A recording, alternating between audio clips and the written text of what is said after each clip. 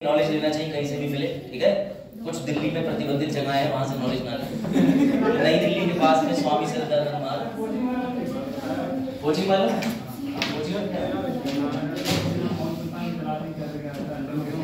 अच्छा बोल चलो आज बता। उसके लिए वैसे केंद्रीय बॉडी होती है और वो बॉडी सिर्फ दिल्ली में ही बनी हुई है और कहीं तो है नहीं। मतलब संवैधानिक बॉडी नहीं है, विधिक बॉडी है, एक एक्ट पास है। अच्छा रचना मैं कह रहा हूँ रचना आप शुरू करें। चलो भाई ज्यादा लोग आएंगे तो फिर नींद दिखाई देते हैं इसी बात का ना। स्टैंड थोड़ा आगे करते हैं। स्टैंड हाँ आगे कर दो जिसमें आपको स्लाइडें दिख जाए। वैसे अच्छी बात है कि स्पीकर की वजह से वीडियो में आवाज आती है। क्या हुआ नहीं अरे हाँ सुनाओ। कैमरा फोकस कर, कैमरा में फोकस सही है। अब देखो ग्रुप में फोकस हो गया। जल्दी वाली कर। हाँ टेलीग्राम में बैठ गए क्या? चलो मैं दोबारा आई विल रेडी हो गया। चलो देखो भाई मैंने कल तुम्हें अब देखो ये वाला मीन बड़ा क्लासिकल होने वाला है, ठीक है ना। तो कल मैंने जब बच्चों को एक प्रश्न दिया था तो टीचर ने पूछा कि कल प्रश्न दिया था कर ला है, तो भैया स्टूडेंट देखो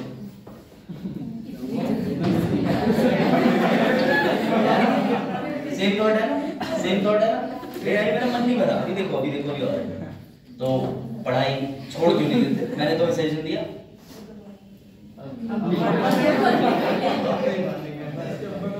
समझ गया ना? चलो बढ़े आगे, अब शुरू करते हैं। आज का जो मैटर है ना वो इतना प्रैक्टिकल है, इतना प्रैक्टिकल मैटर है कि सैफ आ जाओ। सैफ पीछे वाले पे आ जाओ ना, केवल ही लिखना जैसे तैसे। ध्यान स्पीकर तुम्हें इतना पसंद है, मैं गिफ्ट करूंगा तो बनने के बाद। चलो देखो बस अब काम करेंगे, ठीक। चलो ध्यान लाओ। आज का जो टॉपिक है ना उसमें सबसे इंपॉर्टेंट चीज ये है कि तुम्हारे पड़ोसी से तुम्हें बदला लेना, तुम्हारे पड़ोसी से तुम्हारी लड़ाई हो जाए, या फिर तुम अपने पड़ोसी को पीटने की प्लानिंग कर रहे हो, तो उससे पहले आने वाले खतरे और उसे पीटने के बाद वाले खतरे, ये सारी चीजें तुम्हें आज जानने को मिलेंगी। बिकॉज आज का टॉपिक है न्यायपालिका, जिसे हम कहते हैं जुडिशियरी। क्या कहते हैं? ठीक है। क्या कोई ये बता सकता है आप में से सभी लोग कि न्यायपालिका का काम भारत में क्या है? एक सिंपल सा क्वेश्चन, न्यायपालिका का काम क्या है? मुझे पता था रटी रटे न्यायपालिका का न्याय धन पालिका, ऐसे तो पालिका बजा रहा है दिल्ली में। क्या काम है न्यायपालिका का? विधियों को लागू करना नहीं। और कोई विधि बनाना किसका काम है? विधायिका का, संसद का। लागू करना कार्यपालिका का। लेकिन फिर ये क्या करता है हमारा सुप्रीम कोर्ट? वर्ड याद रखना, मेंस प्री सब में आ चुका है। व्याख्या करना, इंटरप्रिटेशन। मैंने आर्टिकल 124 उठाया, उसे पढ़ा, उसे समझा दिया। मैं एक कॉमा भी उसमें नहीं जोड़ सकता। याद रखना सुप्रीम कोर्ट किसी विधि को खत्म कर सकती है लेकिन किसी विधि में मात्रा कॉमा पाई नहीं लगा सकती, वो संसद के अंदर ही लगेगा। बात आई समझ में? कभी भी सुप्रीम कोर्ट लॉ नहीं बनाता। सुप्रीम कोर्ट आ जाए। भावना और नई स्टूडेंट, क्या नाम है आपका? पूजा। सुबह करिए आपने पूजा? नहीं करी। पानी नहीं आ रहा। इतनी ईमानदार तारों तो ईमानदार, इतनी ईमानदारी नहीं बोलनी है पूजा। कल वाला एक मीम था आपको समर्पित था, हंस वाला तुम लोग समझ रहे हो? चल ठीक है, हाँ बस वही वाला, ठीक सही पकड़े। देखो इधर तो आप सही टाइम पे आगे पूछा, ठीक है। इससे पहले आपने मेरी क्लासेस नहीं ली है ना? नहीं सर। तो आपको फर्क बता दूं, मैं टीचर ही हूँ। भला हो सकता है आपको लगे कि कोई बीच का स्टूडेंट खड़े होकर क्या डेमो दे रहा है, टीचर नहीं आया तब तक ऐसा हो जाता है कि बढ़ती उम्र दिखने लगी। चलो देखो इधर सामने। फिलहाल आज का जो टॉपिक है फिर से मैं स्टार्ट कर रहा हूँ, जुडिशरी है। जुडिशरी का काम संविधान के अंदर ये रहता है, जैसे विधायिका ने विधि बनाई, मैंने बना दिया लॉ। एग्जांपल में दे रहा हूँ, पंचायती राज अधिनियम 1947 कौन बनाएगा? संसद। मतलब संसद में उठा करके दे दिया, भैया जितने भी डीएम साहब हैं, जितने भी पंचायत से रिलेटेड अधिकारी हैं, ये पकड़ो बना बनाया अधिनियम, इसे कैसे लागू कराना है ये तुम जानो। तो डीएम साहब इसको लेंगे, एक चस्पा करेंगे और पास कर देंगे एक आदेश संख्या कि आज से पीलीभीत जिले में 24 अप्रैल को पंचायती राज दिवस मनाया जाएगा। आ जाइए इस विधि के अंतर्गत। तो डीएम साहब ने विधि बनाई क्या? नहीं, डीएम साहब ने सिर्फ विधि का निष्पादन किया, विधि को लागू करा। अगर बैठ जाइए, अगर कोई उस विधि को नहीं मानेगा तो फिर पुलिस को बुलाएंगे, पुलिस से कहेंगे भैया ये लॉ एंड ऑर्डर नहीं मान रहे हैं, इनको जरा तोड़ो।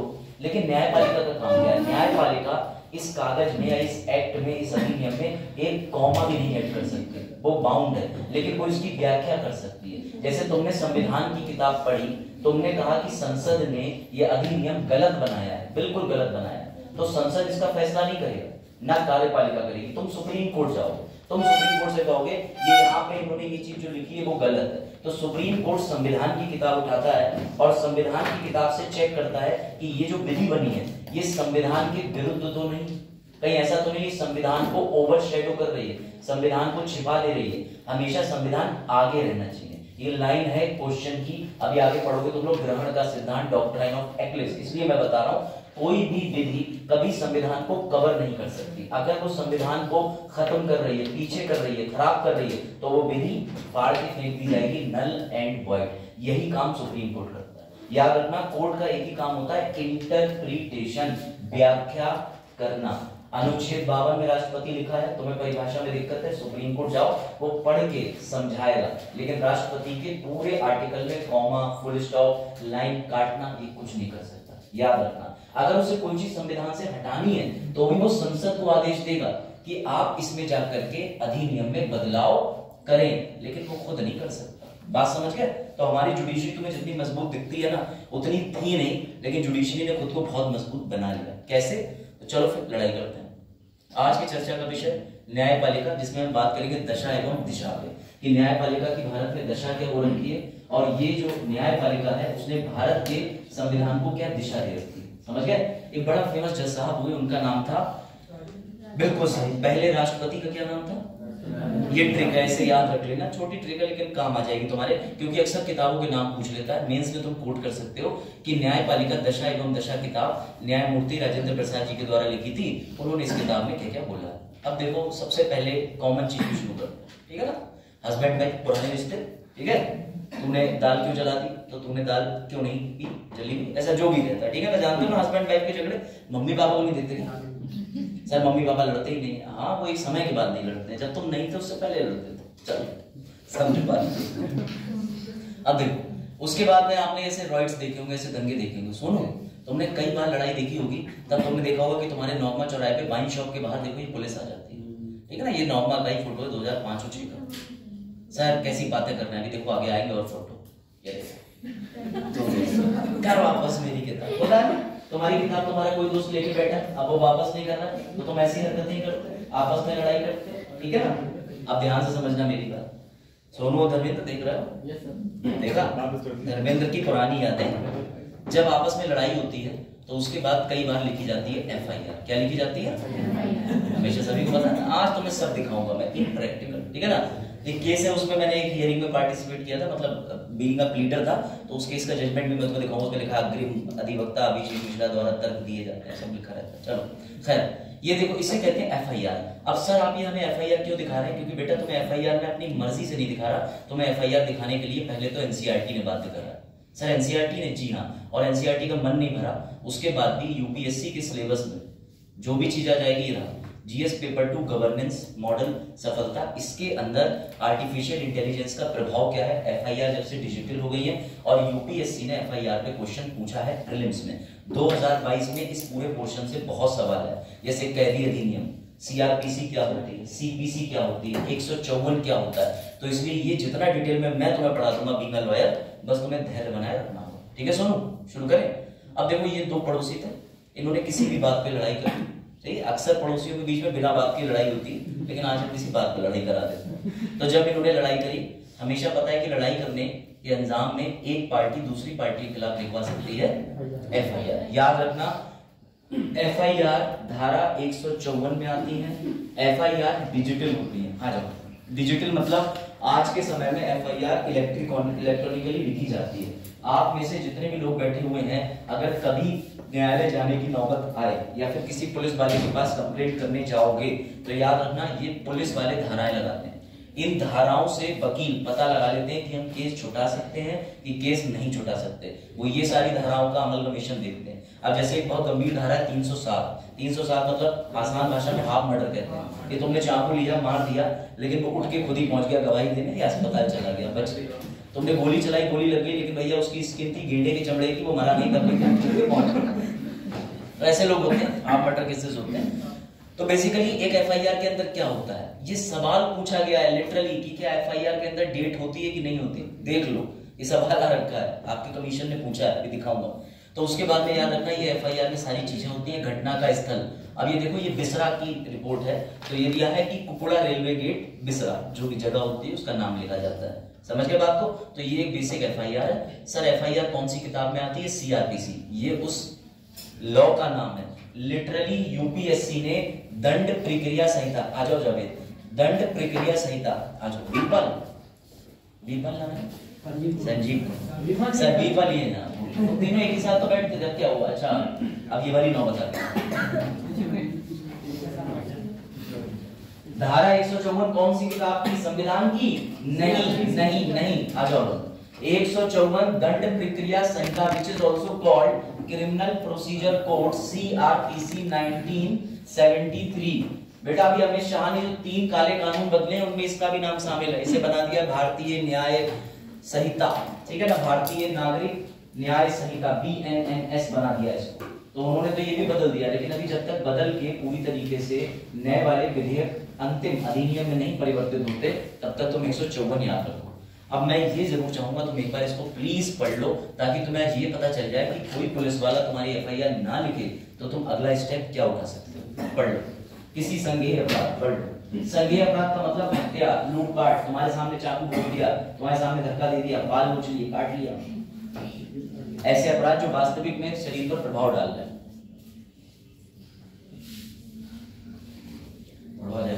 पड़ोसी को लपेट देना, बेटा वाले बेटा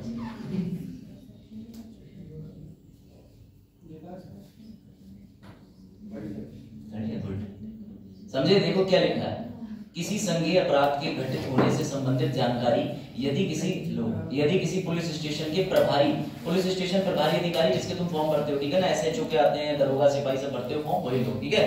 तो ऐसे एसएचओ को मौखिक रूप से दी जाती है। सर मौखिक रूप से दी जाती है? हाँ, अगर जरा दिमाग लगाओ, कोई व्यक्ति ऐसा है जिसे पढ़ना लिखना नहीं आता, जो बिल्कुल अनपढ़ है, तो क्या उसकी एफआईआर नहीं लिखी जाएगी? बताओ सुनो, लिखी जाएगी। तो मौखिक या लिखित रूप से एफआईआर दी जा सकती है। जिसके साथ घटना हुई वो भी एफआईआर लिखवा सकता है, उसका कोई मित्र परिवारजन भी एफआईआर लिखवा सकता है। अब कोई व्यक्ति किडनैप हो गया है तो वो खुद की एफआईआर कैसे लिखवाएगा भाई? वो तो किडनैप ही हो रखा है। तो उसके बिहाफ पे उसके पापा मम्मी दोस्त उन्ने जाएंगे ना सब। एक बार और 154 की एफआईआर में कमाल की बात और है, अगर किसी पुलिस वाले ने आपकी एफआईआर लिखने से मना कर दिया तो क्या कर सकते हो? सोनू बताओ। विनती नहीं सुन रहा, आपकी विनती, तब आप क्या करोगे? हाँ उन्होंने बताया, बोले विनती करेंगे सर। नहीं सुन रहा आपकी विनती, तब आप क्या करेंगे? बताइए क्या करेंगे? न्यायालय जाएंगे? नहीं, मैं बता रहा हूँ प्रोसीजर। याद रखना, अगर किसी व्यक्ति की कोई थाने से एफआईआर नहीं लिखता तो जो एडवोकेट है उन्होंने आपको कई बार धारा आपने सुनी हो, किसी ने 156(3) सुना है किसी ने? उससे पहले होता है 154(3). जो भी एडवोकेट ये मेरी वीडियो सुनेंगे उसमें पढ़े लिखे वाले लोग कहेंगे बहुत बढ़िया पढ़ा है, जिन्होंने नहीं पढ़ा वो कहेंगे 156(3) भी होती है, मतलब पता है कई लोगों को। 154(3) का मतलब कि 154 का क्लॉज 3, ये हमने पहला क्लॉज पढ़ा है, इस पे 1 लिखा है ना, ऐसे 3 लिखा होता है। उसका मतलब होता है कि जब भी कोई पुलिस कांस्टेबल या एसएचओ या थाने के अंदर कोई भी संबंधित अधिकारी आपकी एफआईआर नहीं लिखे तो आप बिल्कुल परेशान मत हो। A4 करने का कागज लो, उसको फोल्ड करो, जाओ सरकारी पोस्ट ऑफिस, 28 रुपए खर्च करो, एसपी को तुरंत कुरियर करो। 28 रुपए जनरल डाक, 42 रुपए स्पीड पोस्ट। तो जा करके आप एसपी, अगर आप लोकल के हो, बाहर के हो, भाई आपके जिस भी घटना स्थल पे घटना हुई है आप वहीं के एसपी को तो करोगे। तो लोकल पीलीभीत में आपके पास 2 विकल्प हैं, या तो आप एसपी के पास चले जाओ, उसे रजिस्टर्ड डाक कर दो। सर रजिस्टर्ड डाक पे ही क्यों विश्वास करें? क्योंकि वो सरकारी है, सरकार कहती है कि उसमें धोखेबाजी कम हो सकती है। हो सकता है किसी प्राइवेट से तुम फर्जी बनवा लाए, प्राइवेट बिल फर्जी होते हैं ना। तो सरकारी पोस्ट ऑफिस जाकर के तुमने एसपी को कर दिया लेटर कुरियर, लेकिन अगर घटना ऐसी है कि तुम इंतजार नहीं कर सकते कि हम एसपी को कुरियर करेंगे, कब एसपी जवाब देंगे, तो एसपी के सामने पेश हो सकते हो। इसे आमतौर पर कहते हैं कप्तान के समक्ष पेश होना। सुना? गांव में ये सब भाषा ही चलती है। अरे कप्तान झोरे चले जाओ, कप्तान के पास चले जाओ, समझ गए? गांव में ऐसे बहुत से हादसे या शहर में भी होते हैं, तो लोग आम भाषा में एसपी को कप्तान कहते हैं। अब जैसे कप्तान के पास चले गए, मान के चलो पुलिस ने तो तुम्हारी एफआईआर लिखी नहीं, अब कप्तान भी तो पुलिस ही है, उसे लगा कि यार मेरे नीचे के डिपार्टमेंट के लोगों ने नहीं लिखी, मैं भी नहीं लिखूंगा, कप्तान साहब ने भी तुम्हें भगा दिया, भागो यहाँ से, झूठी खबर। अब तुम क्या करोगे? अब बताओ, कप्तान ने भी तुम्हें भगा दिया, बिल्कुल गलत। डीएम का कोई हस्तक्षेप नहीं इसमें, आप डीएम के पास नहीं जा सकते। अब अंतिम रास्ता बचता है न्यायालय। कौन सा? बिल्कुल सही। तो जो न्यायालय, डीएम का इसमें कोई रोल नहीं है, याद रखना एसपी का है, क्योंकि वो अभियोजन अधिकारी होता है वहां का। अभियोजन मतलब जो मामले देखता है, लूटपाट, हत्या, डकैती, क्राइम से संबंधित। इसके बाद आप अंतिम एप्लीकेशन 156(3) की देते हैं न्यायालय में। सर न्यायालय में क्यों? अब जज को सेम काम करना है, या तो किसी वकील को आप लेके जाएं, वकील को कुछ मात्रा में सुविधा शुल्क दें, समझ गए ना, पैसे, तो सुविधा शुल्क देने के बाद वकील एक कागज तैयार करेगा और न्यायालय में आपको लेके जाएगा, पेश कर देगा कि मजिस्ट्रेट साहब ये देखिए इनके प्रति कोई सुनवाई नहीं हो रही, इनकी एफआईआर नहीं लिखी जा रही, ये रहे घटना स्थल के, आ जाइए, अब जल्दी आ जाओ और धीरे आ जाओ।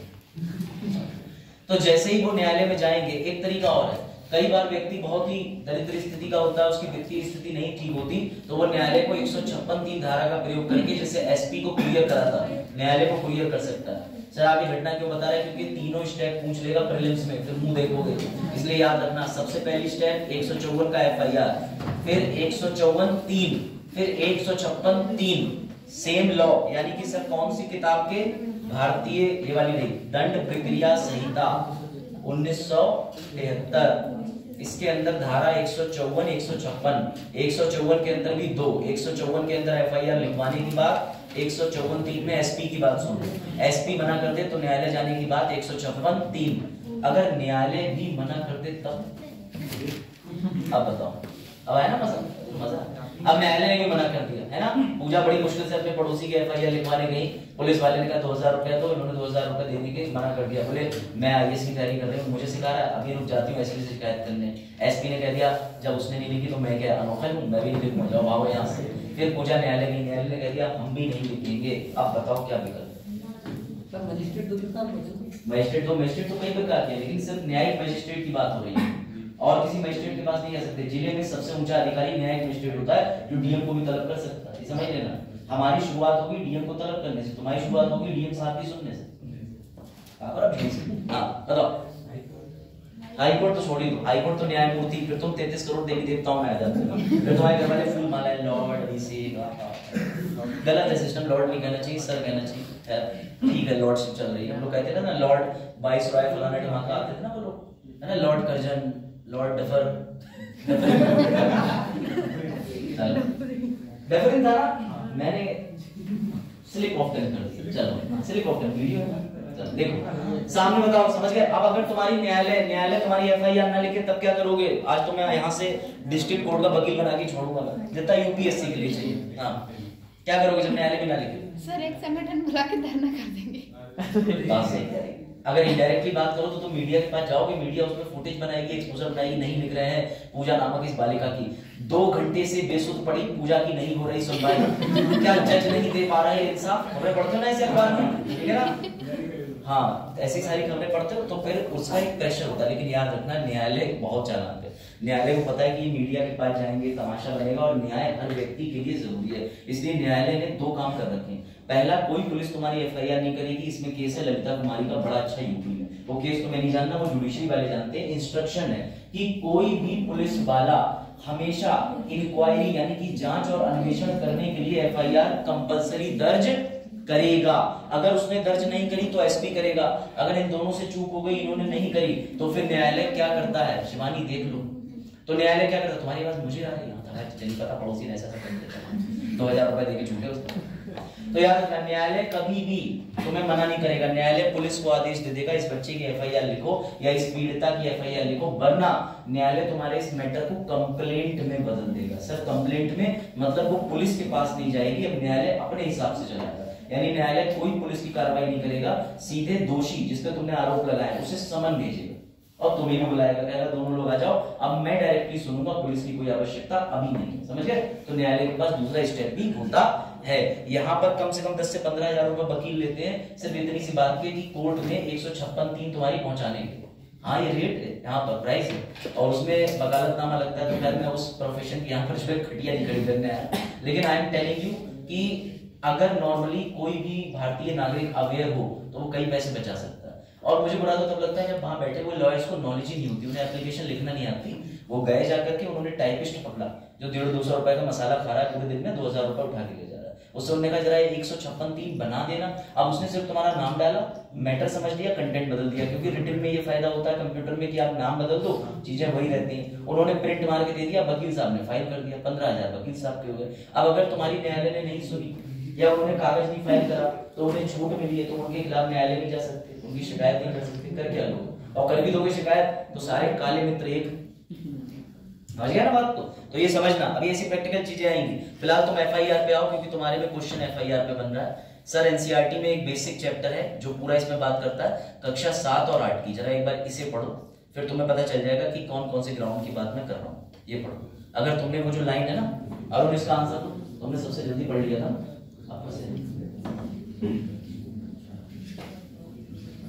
एफआईआर को हिंदी में प्रथम सूचना रिपोर्ट कहते हैं, ठीक है, फर्स्ट इंफॉर्मेशन रिपोर्ट के विषय में इन कथनों पर विचार कीजिए। जब कोई पीड़ित संज्ञेय अपराध के बारे में जानकारी देता है तो प्राथमिकी दर्ज करना अनिवार्य है। बेटा पहले लाइन का दूसरा वर्ड ही संज्ञेय अपराध, अगर आपने ढंग से पढ़ा।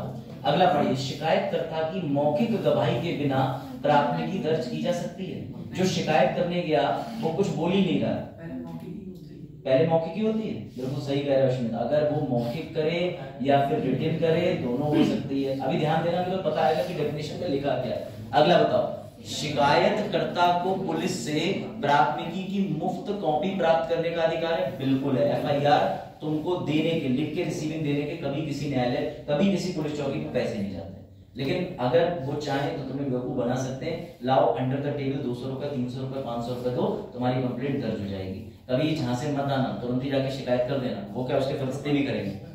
और याद रखना, कभी कोई लॉयर जल्दी चौकी पे नहीं जाता, पुलिस स्टेशन पे भिड़त हो जाती है। भिड़त वो नियम बताता है, वो कहते हैं चौकी की इंचार्ज हमें मस्से का नियम, फिर आपस में तुम्हें देखने को मिलता है हापुड़ वाला हादसा, ठीक है। तो ये बेसिक है, इसका आंसर ही रहा तुम्हारा। ये तो देखो 1 2 3 तीनों पॉइंट थे इसमें, ये तो पढ़ लो। केवल जब शिकायत और गैर संज्ञेय, ये जो पॉइंट लिखा हुआ है ना ऊपर, ये बारे पढ़ो। अपराध को संज्ञेय या गैर संज्ञेय के रूप में वर्गीकृत किया जाता है, लेकिन एफआईआर जो है वो संज्ञेय के लिए होती है, गैर संज्ञेय अपराधों के लिए नहीं। गैर संज्ञेय मतलब उस तरीके के अपराध होते हैं जैसे मान के चलो किसी का ट्रेन पे जाते समय पर्स चोरी हो गया, तो इसके लिए एफआईआर नहीं लिखी जाती, एनसीआर लिखी जाती है, क्योंकि इसमें मानना होता है कि ढूंढ लेंगे, कल तक ढूंढ लेंगे, परसों तक ढूंढ लेंगे, 10 साल में भी ढूंढ लेंगे। मोटरसाइकिल उठ जाती है तो भी एफआईआर बहुत मुश्किल से लिखी जाती है, वरना एनसीआर ही लिखी जाती है, क्योंकि माना जाता है मोटरसाइकिल दूसरी जगह पे ले जाके एक्सीडेंट ना कर दे, किसी व्यक्ति को उड़ा दिया रोड से। अब तुम्हारी एफआईआर नहीं लिखी बाइक की, तो ये माना जाएगा कि तुमने उड़ाया। अगर एफआईआर लिखी तो तुम बच जाओगे कि मेरी तो बाइक खुद ही चोरी हो गई थी। इसलिए कहते हैं कोई दस्तावेज से मोबाइल खो जाने पर जल्दी से जल्दी एफआईआर लिखवाएं, ताकि आपके किसी भी चीज का अगर कोई दुरुपयोग कर लेगा तो फिर नाम आपका आएगा।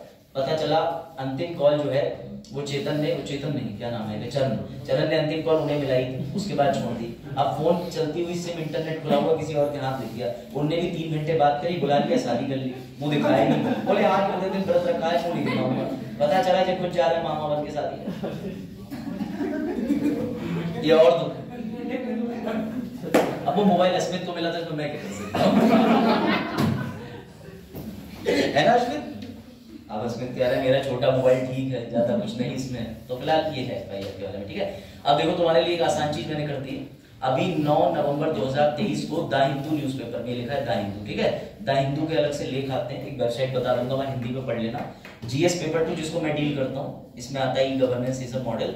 तो एक आर्टिकल आया था, ये आया था कि ई एफआईआर के बारे में बताएं, ई एफआईआर क्या है। सर हम ये ई एफआईआर क्यों पढ़े? बेटा उसे पढ़ने के पीछे मैं रीजन लिख के लाया हूं, जो कि करंट अफेयर का है। क्यों पढ़े? क्योंकि एक तो मणिपुर में एक नया कंसेप्ट निकल के आया था जीरो एफआईआर का, सभी ने पढ़ा होगा। उसके बाद अगली चीज और है कि आर्टिफिशियल इंटेलिजेंस चल रहा है, इसे कहते हैं कृत्रिम बुद्धिमत्ता। कृत्रिम मतलब आर्टिफिशियल और इंटेलिजेंस मतलब तुम्हारी बुद्धिमत्ता। तो जब मशीन के पास खुद की इंटेलिजेंस डिस्कवर हो जाए, ठीक है, तो उसे कहते हैं आर्टिफिशियल इंटेलिजेंस। उदाहरण दूं, अपने मोबाइल को रात में चार्जिंग पे लगाना पर डे 10 बजे। अगर तुम्हारा मोबाइल थोड़ा सा भी एडवांस है, एंड्रॉइड 13 पे आ चुका है, तो वो तुम्हें एक तुरंत पॉपअप देगा कि आप डेली 10 बजे मोबाइल लगाते हैं, मैं आपके मोबाइल की चार्जिंग को क्या स्लो कर दूं, ये सुबह 7 बजे तक चार्ज होगा। क्योंकि अगर आपने मोबाइल लगा के छोड़ दिया और 10 से 7 के बीच आप सो गए तो आपके मोबाइल की बैटरी हीट हो सकती है। इसे कहते हैं खुद का दिमाग मशीन का। और ये पॉपअप आता है, मेरे मोबाइल में तो अक्सर आता है रात के 11-12 बजे, वो देता है कि मैं आपकी चार्जिंग स्लो कर दूं। तो अगर तुम उसे नो कर दोगे तो वो नहीं चार्जिंग स्लो करेगा, 1 घंटे 1.5 घंटे में चार्ज कर देगा। वरना वो उस चार्जिंग के रेट को धीरे धीरे करके सुबह 7 बजे तक तुम्हें 100% करके देगा। समझ रहे हो? मशीन की लर्निंग, ये होती है मशीन की इंटेलिजेंस। अब सोचो, और मशीन कभी गलतियां नहीं करती, मशीन कभी बोलती नहीं, लेकिन मशीन के अंदर संबंध, रिश्ते, भाववाचक संज्ञा नहीं होती। समझ गया ना बात? तो वो सामने भाई खड़ा है और तुमने लिख रखा है कि अगर इसने टीवी खोली 11 बजे थप्पड़ मार देना, तो पता चला तुम्हारी छोटी बहन भी 3 साल की, थट से मारेगा चिल्पेट मशीन।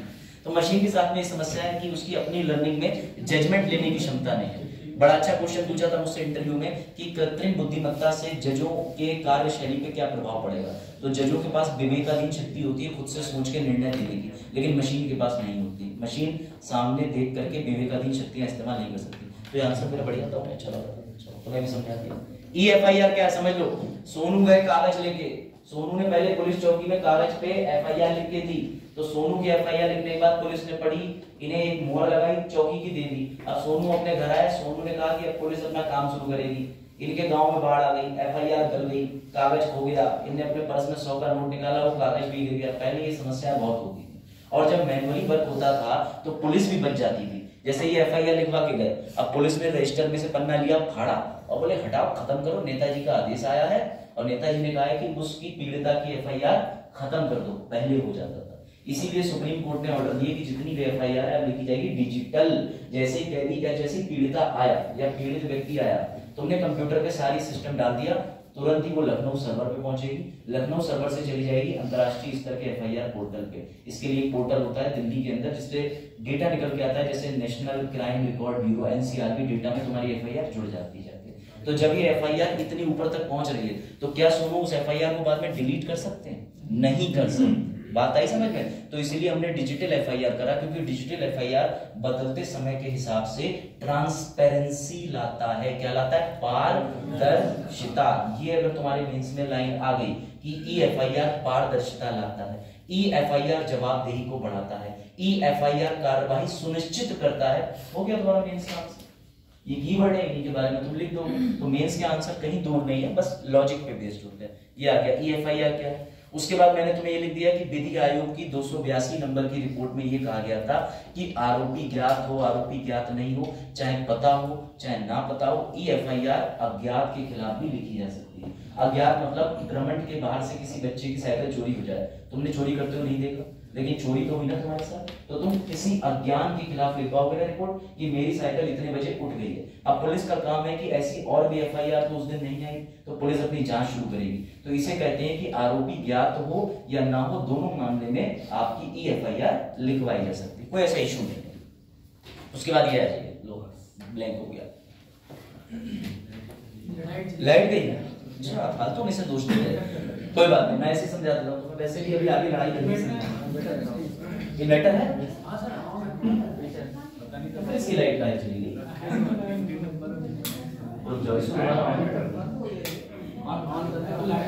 कोई बात नहीं, मैंने ऑन ऑफ दोबारा कर दिया, लेकिन किसी को चढ़ के इसका बटन प्रेस करना होगा। लो भाई चढ़िए, आओ सैफ, सैफ तैमूर, मैं सैफ से कह रहा हूँ तैमूर ठीक है। कभी आओ करीना भाभी घर पे लेके, इस ईद हमारे साथ मनाए। कह रहे बिल्कुल है। क्या देखने को मिलता? करिश्मा तैमूर, तैमूर को लेकर के बड़ा विवाद हुआ था, पता ना? तैमूर को लेकर के उन्होंने फिर तिमूर कर दिया था उसे। अब यही है, चीटी का चाटी नाम कर दोगे तो चाटी कौन लेगा? समझ गए? फिर से प्रेस करना पड़ेगा, क्योंकि अभी रेड लाइट दे रहा है इंडिकेटर। अब आप उसको, हाँ 2 बार प्रेस आ जाओ। अब उधरिएगा नहीं जब तक चल ना जाए, ठीक है ना? अभी रुकिए, एक बार और प्रेस करो, लॉन्ग प्रेस करो, उसमें रेड लाइट आ रही है। अरे इसका मतलब इसका पावर वाला जो ऊपर का स्लॉट है ना, वो निकाल करके लगाना पड़ेगा। पावर केबल के लिए सबसे ऊपर वाली हाँ इसको निकाल करके और वही जादू की फूंक मारी फिर लगी ऐसी लगा। अब रेड लाइट चली गई ना, अब एक बार फूंक और मोबाइल सारे रीस्टार्ट, टेक्नोलॉजी रीस्टार्ट से चल जाती है, पता ना आपको चल गया। मैं पार्ट टाइम इसका कोर्स करा, सही कराया अपना प्रोजेक्टर 50 रुपए क्या करें आजकल टीचर को सभी सर्वगुण संपन्न होना चाहिए। टीचर थोड़ी देख रहे हैं कुंडली में लड़का देख रहा है, बोले पंखा नहीं चल रहा सर चलाओ, अटेंडेंस भी लग रही सर लगाओ, कहाँ है हमारा नाम गलत आया सही करवाओ, है ना। तो ये सब होता है। तो वही मैं कह रहा हूँ कि सारे 36 के 36 गुण मिलना चाहिए, 36 ही होते हैं ना, है ना। सुना चलो अब देखो आज हाँ गुड। एक सबसे पहले पारदर्शिता लाता है, पारदर्शिता के साथ जवाबदेही बताता है, जवाबदेही के बाद में जांच सुनिश्चित करता है। तो मुझे उठा के भी पूछोगे रात में तो यही आएगा, रट चुकी है चीज। चलो फिलहाल अब वापस आ जाओ, तुम्हारे लिए मेंस का ये जो पूरा तुम्हें दिख रहा है ना टॉपिक वाइज, ये अंग्रेजी हिंदी दोनों में मैंने डाल दिया इसमें। ये मेंस का आंसर ये सुनो, EFIR पर लेकिन समस्या क्या आती है, देखो EFIR में स्पष्टता और जागरूकता की कमी है। ज्यादातर लोग ये भी नहीं जानते कि मोबाइल में यूपी कॉप नाम की ऐप आती है, उससे तुम अपना वॉलेट चोरी होने की छोटी मोटी घटना की FIR खुद ही ऑनलाइन दर्ज कर सकते हो। अब से नहीं 2012 से चल रहा है सर, अब लोगों को पता ही नहीं है ना। विकास समझे क्या हुआ, वॉलेट रखते नहीं, सिम रखते हो, सिम है चलो ठीक है। मान लो मोबाइल कहीं खो गया, सिम अगर आपकी खो गई तब भी आप पोर्टल पे कर सकते हो। तो इन्होंने कहा लोगों को जागरूकता ही नहीं है, बस हो गया, उनके खोने की दर्ज नहीं करा तो कोई ही नहीं, है ना। 7 जन्म का साथ अंधकार में। देखो राज्य मॉडल पर चर्चा नहीं की गई, देखो ध्यान से, अलग अलग राज्यों में EFIR के मॉडल का अलग अलग प्रावधान है। अगर राजस्थान की बात तो राजस्थान में पशुओं के प्रति भी अपराध के जो है ना, आपको पता है काला हिरन वगैरह, सलमान खान सब कंट्रोवर्सी लॉरेंस उसे फैन बना रखा है लोगों ने। चलो तो राज्य के अलग अलग मॉडल से उनकी ऐप अपडेट करना। तीसरा सुनो, FIR का स्वचालित पंजीकरण नहीं है। अब देखो EFIR का मतलब होता है इलेक्ट्रॉनिक माध्यमों का उपयोग करके FIR का स्वचालित पंजीकरण नहीं है। इसमें एक समस्या है, इसमें एक समस्या जो बहुत बड़ी मुझे लगती है एडवोकेट होने के नाते।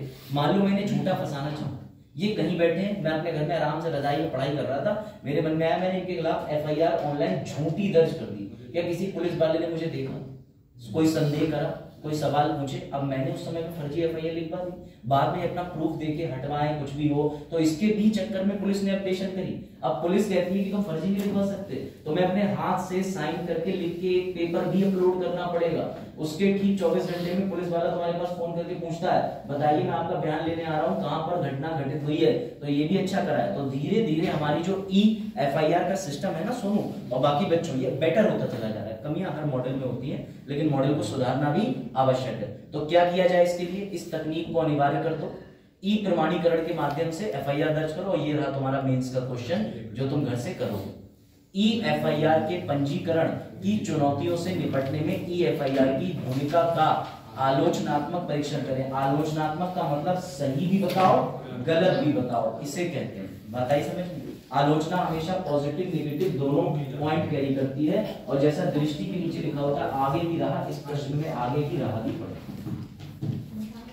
तो तुम्हारा ये EFIR पे प्री मेंस पूरा हो गया।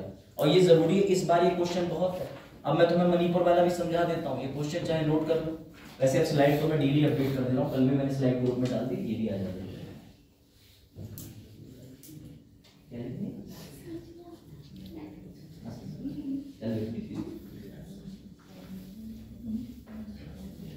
रचना समझ आ रहा है, एकदम समझ आ रहा है सब, और तेज हो। ये लोगों के तो समझ में नहीं आता 2 साल कुछ ही। तुम लोग भी पिछले साल एडमिशन लिया था, अभी जनवरी आ रहा, अगला साल हो ही जाएगा। चलो ठीक है, ऐसा होता था ना जिसका बर्थडे 1 जनवरी को होता था, बोले यार कल से 1 ही दिन में बड़ा हो गया। चलो ठीक, तो ये याद रखना, लिख लिया ना इसको क्वेश्चन को। इतने क्वेश्चन तो तुम्हें याद हो जाने चाहिए FIR से निपटने के लिए चुनौतियां। और बढ़ते आगे, अब 0 FIR समझा दे रहा हूं ताकि जो बच्चे प्रश्न नोट भी कर रहे हैं वो सुन भी ले और टॉपिक भी पूरा हो जाए। अब सुनो 0 FIR, जितने भी गांव हैं आसपास में, हर गांव के कुछ दूरी पर या हर गांव की एक चौकी होती है, पता है कि नहीं।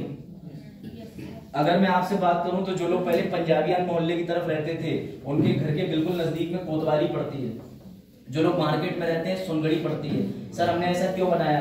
बेटा ये सिर्फ पुलिस स्टेशन नहीं है, ये तुम्हारा न्याय क्षेत्र है। सर क्षेत्र मतलब अगर कभी कोई घटना गैस चौराहे पे होगी तो उसकी इन्वेस्टिगेशन या उसकी एफआईआर सुनगड़ी में ही लिखवाई जाएगी। मेरी बात समझ के चलना। अगर कोई घटना तुम्हारे साथ घटित हुई बीसलपुर में तो बीसलपुर का अपना एक अलग से पुलिस स्टेशन को चार्ज दे रखा है। ये राज्य सरकार करती है कि चौकी के हिसाब से एरिया बांट देती है ताकि क्या हो पुलिस को आसानी हो अन्वेषण यानी जांच करने में। और ऐसे न्यायालय भी बटे हुए हैं, आप देखोगे judicial magistrate first class second class उसके कई सारे कोर्ट होते हैं, तो उन कोर्टों को बटे हुए पीलीभीत में अगर आप जाओगे जिला एवं सत्र न्यायालय में तो यहाँ एक न्यायालय बना हुआ है, वहां पे सिर्फ जहानाबाद अमरिया के मैटर आते हैं। मतलब उनको पता है वहां के वकील सिर्फ उसी कोर्ट में जाते हैं, पुलिस भी वहां पर रिपोर्ट पेश करती है, इससे टाइम बचता है। वरना तुम सोचो कि एक ही न्यायालय पे है तो जैसे आप बैठे थोड़ी देर अमरिया सुन रहे हैं थोड़ी देर बीसलपुर सुन रहे हैं, तो ऐसे करके हमने अलग अलग कक्ष बना करके न्यायालय क्षेत्र बांट रखते हैं, समझ गए? तो आपकी पुलिस चौकी निर्धारित करती है कि आपका मामला कौन से न्यायालय या कौन से जज के पास जाएगा और आपको कहाँ एफआईआर लिखवानी है, ये आपके एरिया की चौकी डिसाइड करती है। तो मेरी बात समझना, 0 एफआईआर क्या है? अब कोई व्यक्ति यहाँ उसके साथ क्राइम हो जाए बल्लभ नगर कॉलोनी में, क्षेत्र बन रहा है सुनगड़ी, लेकिन वो इस समय मौजूदा खड़ा हुआ है कोतवाली स्टेशन के पास में, तो उसके लिए सरकार ने बाधा खत्म कर दी। अब वो जैसे ही प्रथम दृष्टया एफआईआर लिखवाना चाहेगा वो कोतवाली में दर्ज करा सकता है। पर सर उसका क्षेत्र तो सुनगड़ी का, इसी को 0 एफआईआर कहते हैं कि जब आप अपने घटना स्थल के पुलिस स्टेशन से दूर कहीं हो तो आप उस पुलिस स्टेशन पे लिखवा सकते हो जो बाद में ट्रांसफर कर दी जाएगी, इसे 0 एफआईआर कहते हैं। इसके लिए मैंने लिख दी डेफिनेशन। हाँ नहीं, 0 एफआईआर का पंजीकरण संख्या नहीं होती, वहां 0 ही पड़ता है। ये सवाल आया हुआ है, देश ने सही सवाल पूछा क्योंकि ये न्यूज में चर्चा में था कि 0 एफआईआर का पंजीकरण संख्या क्या होती है। समझे बात सर? तो 0 एफआईआर, जैसे आप बीसलपुर में हैं, आपके साथ कोई क्राइम घटित हो, लेकिन अब मान के चलो आपको बीसलपुर की चौकी के पास लिखवाना है, लेकिन अब बीसलपुर के आप चौकी के क्षेत्र से काफी दूर हो, एक बिल्कुल नजदीक में कोई चौकी है तो आप वहां भी लिखवा सकते हो। बाद में वो चौकी के पुलिस इंचार्ज आपकी एफआईआर को हस्तांतरित कर देंगे, विच इज कॉल्ड ट्रांसफर। अब समझे बात? तो जुडिशरी इस ढर्रे पर काम करती है। बड़े आगे एफआईआर 0 एफआईआर सब हो गया, अब मजा आएगा। चलो इसमें तुम्हारी पीलीभीत की कोतवाली का फोटो डाला मैंने, मोबाइल से खिंचवा के देखो, है ना? अब तो पूरी हवा बदल गई, इसकी 64 मेगापिक्सल मेरा ही मोबाइल है। चलो तक गंदा फोटो गाड़ी पलट के लिया। अब देखो पता नहीं क्या हुआ लेकिन 2 पड़ोसी लड़ गए। तो मैं पूरी प्रक्रिया में समझा दे रहा हूँ जिससे तुम्हारा एफआईआर और सीआरपीसी खत्म हो जाएगा, फिर कोर्ट की तरफ बढ़ते हैं। इन्हें तो जानते ही होंगे, इनका फेवरेट आहार, इनका फेवरेट पशु, इनका फेवरेट गाड़ी, इनकी फेवरेट गाड़ी चलाने की स्थल, सबके बारे में तुम लोग जानते हो, मैं तो नहीं जानता। अरे कौन से एक्टर है ये? कौन? बिल्कुल ही अनजान हो गया। ये बढ़िया, अभी अक्षय कुमार होता तो बता देते। अरे पॉलिटिकल पार्टी। देखो अब भाई 2 लोगों में लड़ाई हुई, ध्यान से सुनना, ये तुम्हें पूरा एविडेंस बयां कर देगा। हुआ ये कि ये है मोहित की स्टोरी, नहीं मोहित नहीं, भोला की स्टोरी ले लेते हैं, ठीक है? ये रहा भोला जिसके बाल एकदम तुम देख रहे हो छोटे छोटे स्पॉट बने हुए, ये बना हुआ है, ये ऐसे, ठीक है? समझो हुआ ये कि भोला अपना यूपीएससी का पेपर दे के आया और भोला वैसे ही परेशान था। अब उनके पड़ोसी जो उनके पहले साल से गुजरे, कितनी तैयारी हो गई, कितनी तैयारी हो गई। एक तो इसका वैसे मूड खराब था, बोला था ये पेपर दे के आ रहा था, पड़ोसी तुरंत पूछे क्यों हो जाएगा? आगे बाबूजी हो जाएगा तुम्हारा, नहीं होगा सिलेक्शन, इस बार में बाप पे बोझ बने रहोगे। अब भोला ने कहा बाप मेरे, पेपर मेरा, पैसा मेरा, ये कौन होता है बोलने वाला? तो भैया इन्होंने उसके ऊपर टूट पड़े और धै दनादन पड़ोसी को धो डाला। बोले मेरा यूपीएससी पेपर पूछ रहा है, बड़ा तुमने दिया था यूपीएससी, बड़ा आया पूछने के लिए। अब तुम्हें पता है जब भी ये लड़ाई होती है तो थोड़ी देर से ही सही लेकिन मौके पे पहुंच जाती है। अब पुलिस कहती है कि हम खुले में बात नहीं करेंगे। क्यों? क्योंकि सरकार ने खुले में शौच तो बंद कराई थी, खुले में रिश्वत भी नहीं ले सकते, समझो? तो ये तुम्हें एक 5 स्टार होटल में ले जाते हैं which is called police station, ठीक है? यहाँ तुम्हें देना शुरू करते हैं ये 5 स्टार ट्रीटमेंट, जिसके बाद तुम ये बोलते हो है ना, 5 स्टार ट्रीटमेंट मिलता है। क्यों बता, क्यों चोरी करी, क्यों करी मारा, क्यों मारा पड़ोसी को, है ना? तो जब तुम ऐसी बातें करते हो उसके बाद में तुमसे सारी चीजें निकलवाते हैं, फिर उसके बाद सुनो तुम्हें कभी कभार हिरासत में ले लेते हो, होता है जेल की रोटी खानी पड़ेगी। बचपन में तुमने खेला हुआ, लोग ऐसे हाथ करके खड़े हो जाए, एक नीचे से निकल रहा है तो उसे ट्रैप कर दिया। खेलने से घटिया गेम मैं नहीं खेला, फर्क इतना था 3 लड़कियां खेल रही थी गेम, मैं अकेला लड़का, ठीक है? तो उनके बाप ने मुझे पीटा, उन्होंने भी पीटा और वो कहते बेटा तो खेल ही होता है। अरे उस समय बहुत छोटे थे, वो उसकी बात है, कहते हैं दिल्ली तो ऐसे खेल नहीं खेलने चाहिए, समझ रहे हो? अपने जेंडर इक्वालिटी के गेम खेले। चलो उसके बाद जेल की रोटी भैया खानी पड़ेगी, तो जेल में पहुंच गए। अब जेल पहुंचने के बाद शुरू होता है ट्रायल। अब एंट्री होती है अभिषेक मिश्रा जैसे वकीलों की। प्रमोशन प्रमोशन ठीक है, 25,000 शुल्क है, ठीक है। एडवोकेसी देखो मैं कम ही ले रहा हूँ, ठीक है। और ऐसे एडवोकेट, ताकि तुम्हारे ट्रायल में ऐसे एडवोकेट मदद कर सके, ठीक है ना। सीनियर एडवोकेट का डेजिग्नेशन है।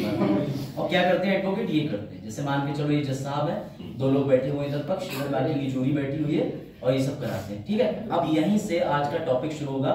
मेरी एक बात ध्यान से समझना, जो मैंने फिर बताई।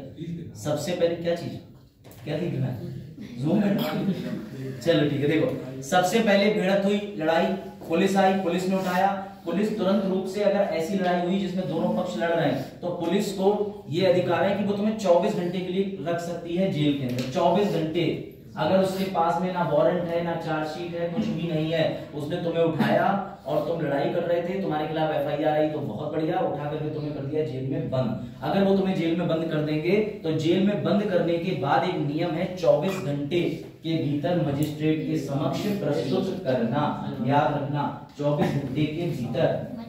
अब सुनो ध्यान से, पुलिस वाले कितने होशियार होते हैं। तुम लोग कहते हो कि पुलिस वाला बनने के लिए इंटर तक की पढ़ाई चाहिए, 12th के बाद पुलिस वाला बन सकते हो। अब सुनो होशियारी, वो उठाते हैं बंद करने के लिए सैटरडे को, सैटरडे को उठाते हैं आफ्टरनून में, समझ रहे हो ना। सैटरडे को उठाया 11-12 बजे दोपहर में। अब अगले दिन क्या पड़ रहा है, तो व्यक्ति को तुम संडे को छुट्टी होती है, मजिस्ट्रेट का बंद होता है कार्यालय, तो कहाँ ले जाते हैं, 5 स्टार होटल, वही थाने में, और फिर लगाते हैं सटासट, और उनकी बेल्ट पे लिखा होता है आन मिलो सजना। टू बी ऑनेस्टली सब देखा हुआ है ना, मेरा मेंशन होता है, अभी आप जाइएगा तो जो फटा होता है, फटा brutally, they beat you brutally. मैं तुम्हें सही चेहरा दिखा रहा हूं ताकि तुम डर जाओ कि क्राइम भी ना करो। अभी तो नहीं हो रहा क्योंकि नेशनल ह्यूमन बड़ा एक्टिव है। पहले क्लास से नाखून निकालते थे गैंगस्टर लोगों के, जो बहुत पुराने होते थे, हाँ मतलब जो नहीं मानते थे, आगे नहीं थे।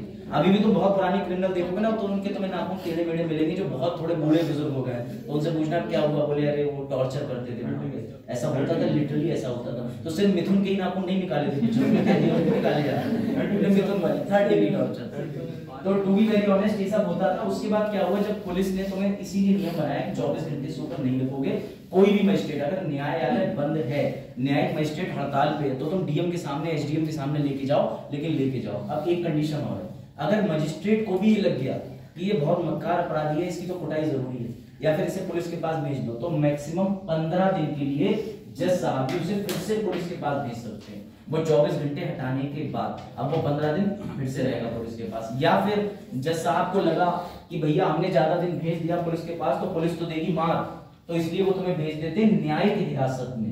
अब मैं तुम्हें न्यायिक हिरासत बता देता हूँ। लास्ट ईयर क्वेश्चन आया है कि पुलिस कस्टडी क्या होती है, जेल कस्टडी क्या होती है, दोनों में अंतर है। पुलिस कस्टडी का मतलब, जब भी आप किसी पुलिस स्टेशन पे जाएंगे तो आप देखेंगे एक वेरल बना होता है, एक छोटी सी जेल बनी होती है जिसमें 2-4 कैदी हमेशा पड़े रहते हैं, तो उसे कहते हैं पुलिस कस्टडी, जहां पुलिस रखती है चौकी के अंदर 24 घंटे के लिए या 48 घंटे के लिए। अगर संडे पड़ रहा है तो 48 ही हो गए।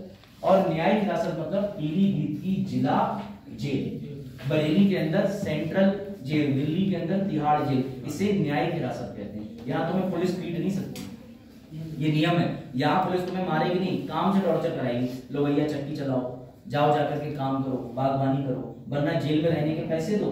पहले कैदियों ने घर बना लिया था, घर ऐसे बना लिया था, बोले भैया कोई खाना नहीं दे रहा, वो भी छोड़ के चली गई, समझ रहे हो। तो बोले अब जीवन संन्यास से बढ़िया जेल में बिताना है, तो भैया एक छोटा मोटा अपराध था, पुलिस वाले को बुलाया, उसी थप्पड़ मारा, जेल चले गए, है नहीं। अब जेल जाने के बाद क्राइम तो क्राइम है, सरकारी आदमी के विरुद्ध में आप कर रहे हो, उसके बाद जेल चलेगा, उनको 2 टाइम का खाना मिल रहा था, अब नियम बदल गए। अब जेल में तुम्हें पे करना होता है। अब अगर तुम जेल में पे नहीं करोगे तो तुम्हें खाना पानी नहीं देंगे। अब तो तुम्हें 2 ऑप्शन देते हैं, या तो तुम हमें पैसे दे दो 250-300 रुपए, जो आमतौर पे घर वाले जब मिलने जाते हैं मिलाई करने, तो ऐसे हाथ में ठप्पा लगता है, नहीं बड़ा सा मोड़ लगती है, तुम इसको दिया मिलाई कर, एडवोकेट का रोज करता हूं बिना टप्पे की जाना, ठीक है।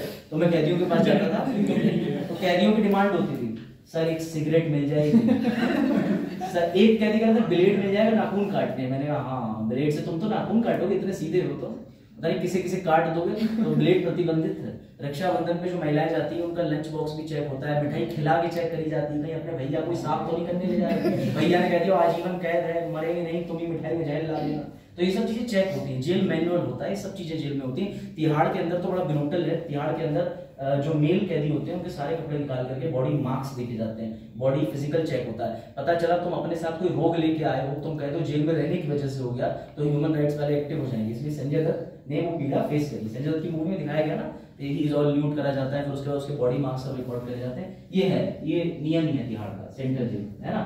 तो इस तरीके की यातनाएं जेल में दी जाती हैं। सोच लो, जेल जाना is not a good work कि हम चले जाएंगे जेल, घर वाले तुम्हें पता चले परेशान कर रहे हैं, तो जेल जाओगे तो इज्जत और बेइज्जत दोनों से चले जाओगे। अब सुनो क्या होता है कि जब कैदी चला जाता है जेल में हिरासत में, न्यायिक में, तो न्यायिक हिरासत में उसके साथ अच्छा व्यवहार होता है, लेकिन इस बीच में पुलिस में प्रेशर बढ़ जाता है।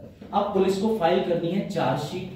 चार्जशीट का मतलब कि पुलिस जांच करेगी। अगर पुलिस 60 दिन में चार्जशीट दाखिल नहीं कर पाती है या फिर बहुत गंभीर अपराध है तो 90 दिन में, तो फिर वो कैदी छूट जाएगा। क्योंकि जज साहब कहते हैं हम इसे 60 दिन से बेमतलब में दामाद बना के रखे हैं, इसके खिलाफ तुम कोई अपराध सिद्ध ही नहीं कर पा रहे, तो मैक्सिमम न्यायिक हिरासत 60 या 90 दिन की होती है। ये यूपीएससी में प्रश्न आया है पिछली बार 2022 में भी आया कि न्यायिक हिरासत कितने दिन की होती है, और पुलिस हिरासत कितने दिन की हो सकती है? अधिकतम 15 दिन। न्यायिक हिरासत 60 या 90 दिन। कोई डाउट? ये मैं मौलिक अधिकार पढ़ा रहा था तो मैंने अनुच्छेद 20, 21, 22 में सब बताया था, लेकिन सारे बच्चे बाल जी में गुट्टी पियो 112 साल भर मतलब सब भूल चुके हैं। इन्हें मुकम्मल दिमाग भी देना पड़ेगा, वो भी आता है हम दर्द का। 24 घंटे बाद मजिस्ट्रेट के पास, मजिस्ट्रेट 2 आदेश दे सकता है कि पुलिस के पास भेज सकता है या न्यायिक हिरासत। पुलिस हिरासत 15 दिन, न्यायिक हिरासत 60 से 90 दिन। जैसे पीसी बोलते हैं और एक को बोलते हैं जेसी हिंदी में। पीसी पुलिस कस्टडी, पुलिस बहुत वकील आपस बहुत बात करते हैं, जेसी हुआ कहते हैं ना बेटा, नहीं पीसी हुआ है, तो ऐसे बात करते हैं हम लोग कोर्ट में। तुम लोग अभी चलो हाई कोर्ट, तुम्हें घुमा के लाऊं मैं, जोधपुर हाई कोर्ट राजस्थान है, working in many high courts में कई मामले होते हैं, तो मैं जाता हूं ऐसे एरिया में। पहले सीखने जाता था, प्रैक्टिकल करने जाता हूं और बड़ा मजा आता है। जैसा आप कहते नहीं है, अच्छा तुम्हारे पापा केस है? मेरा पापा नहीं, वकील हूं मैं। अब तो नहीं रहा, तुम कितने साल हो गए प्रैक्टिस को तुम्हारे? न्यायालय में बैठते हैं जब केस होता है तो ये लोग जो आके बैठते हैं वो लोग ऐसे ही आ जाते हैं। नहीं, वो इन्होंने अच्छा सवाल पूछा है, इस पे मैं आगे लेके आया हूं कि क्या पिक्चरी दुनिया होती है, तो मैं तो दिखाता हूं। हाँ, मैं तो दिखाता हूं। अगर तुम में से किसी ने जेल नहीं देखा है तो ईश्वर करे कभी ना देखना पड़े, या तो तुम मजिस्ट्रेट बन जाओ तभी देखना पड़े कि जाओ किसी काम से, ठीक है, या अभियोजन अधिकारी बन जाओ। तो कोर्ट अच्छी जगह नहीं होती। कोर्ट में याद रखना, जैसे ये जो है, अब ये तो मैंने तुम्हें अमेरिका का कोर्ट दिखाया है कार्टून फॉर्म में। इंडिया की कोर्ट की हालत बहुत बुरी होती है, ठीक है। इंडिया में सुप्रीम कोर्ट छोड़ दो, हाई कोर्ट छोड़ दो, डिस्ट्रिक्ट कोर्ट की हालत ये है जब आप लिखोगे कि भारत में मामले इतने ज्यादा लंबित क्यों हैं, क्योंकि न्यायाधीशों की संख्या कम है और न्यायाधीशों को जहां बैठाया जाता है वो बिल्डिंगों की भी कमी है।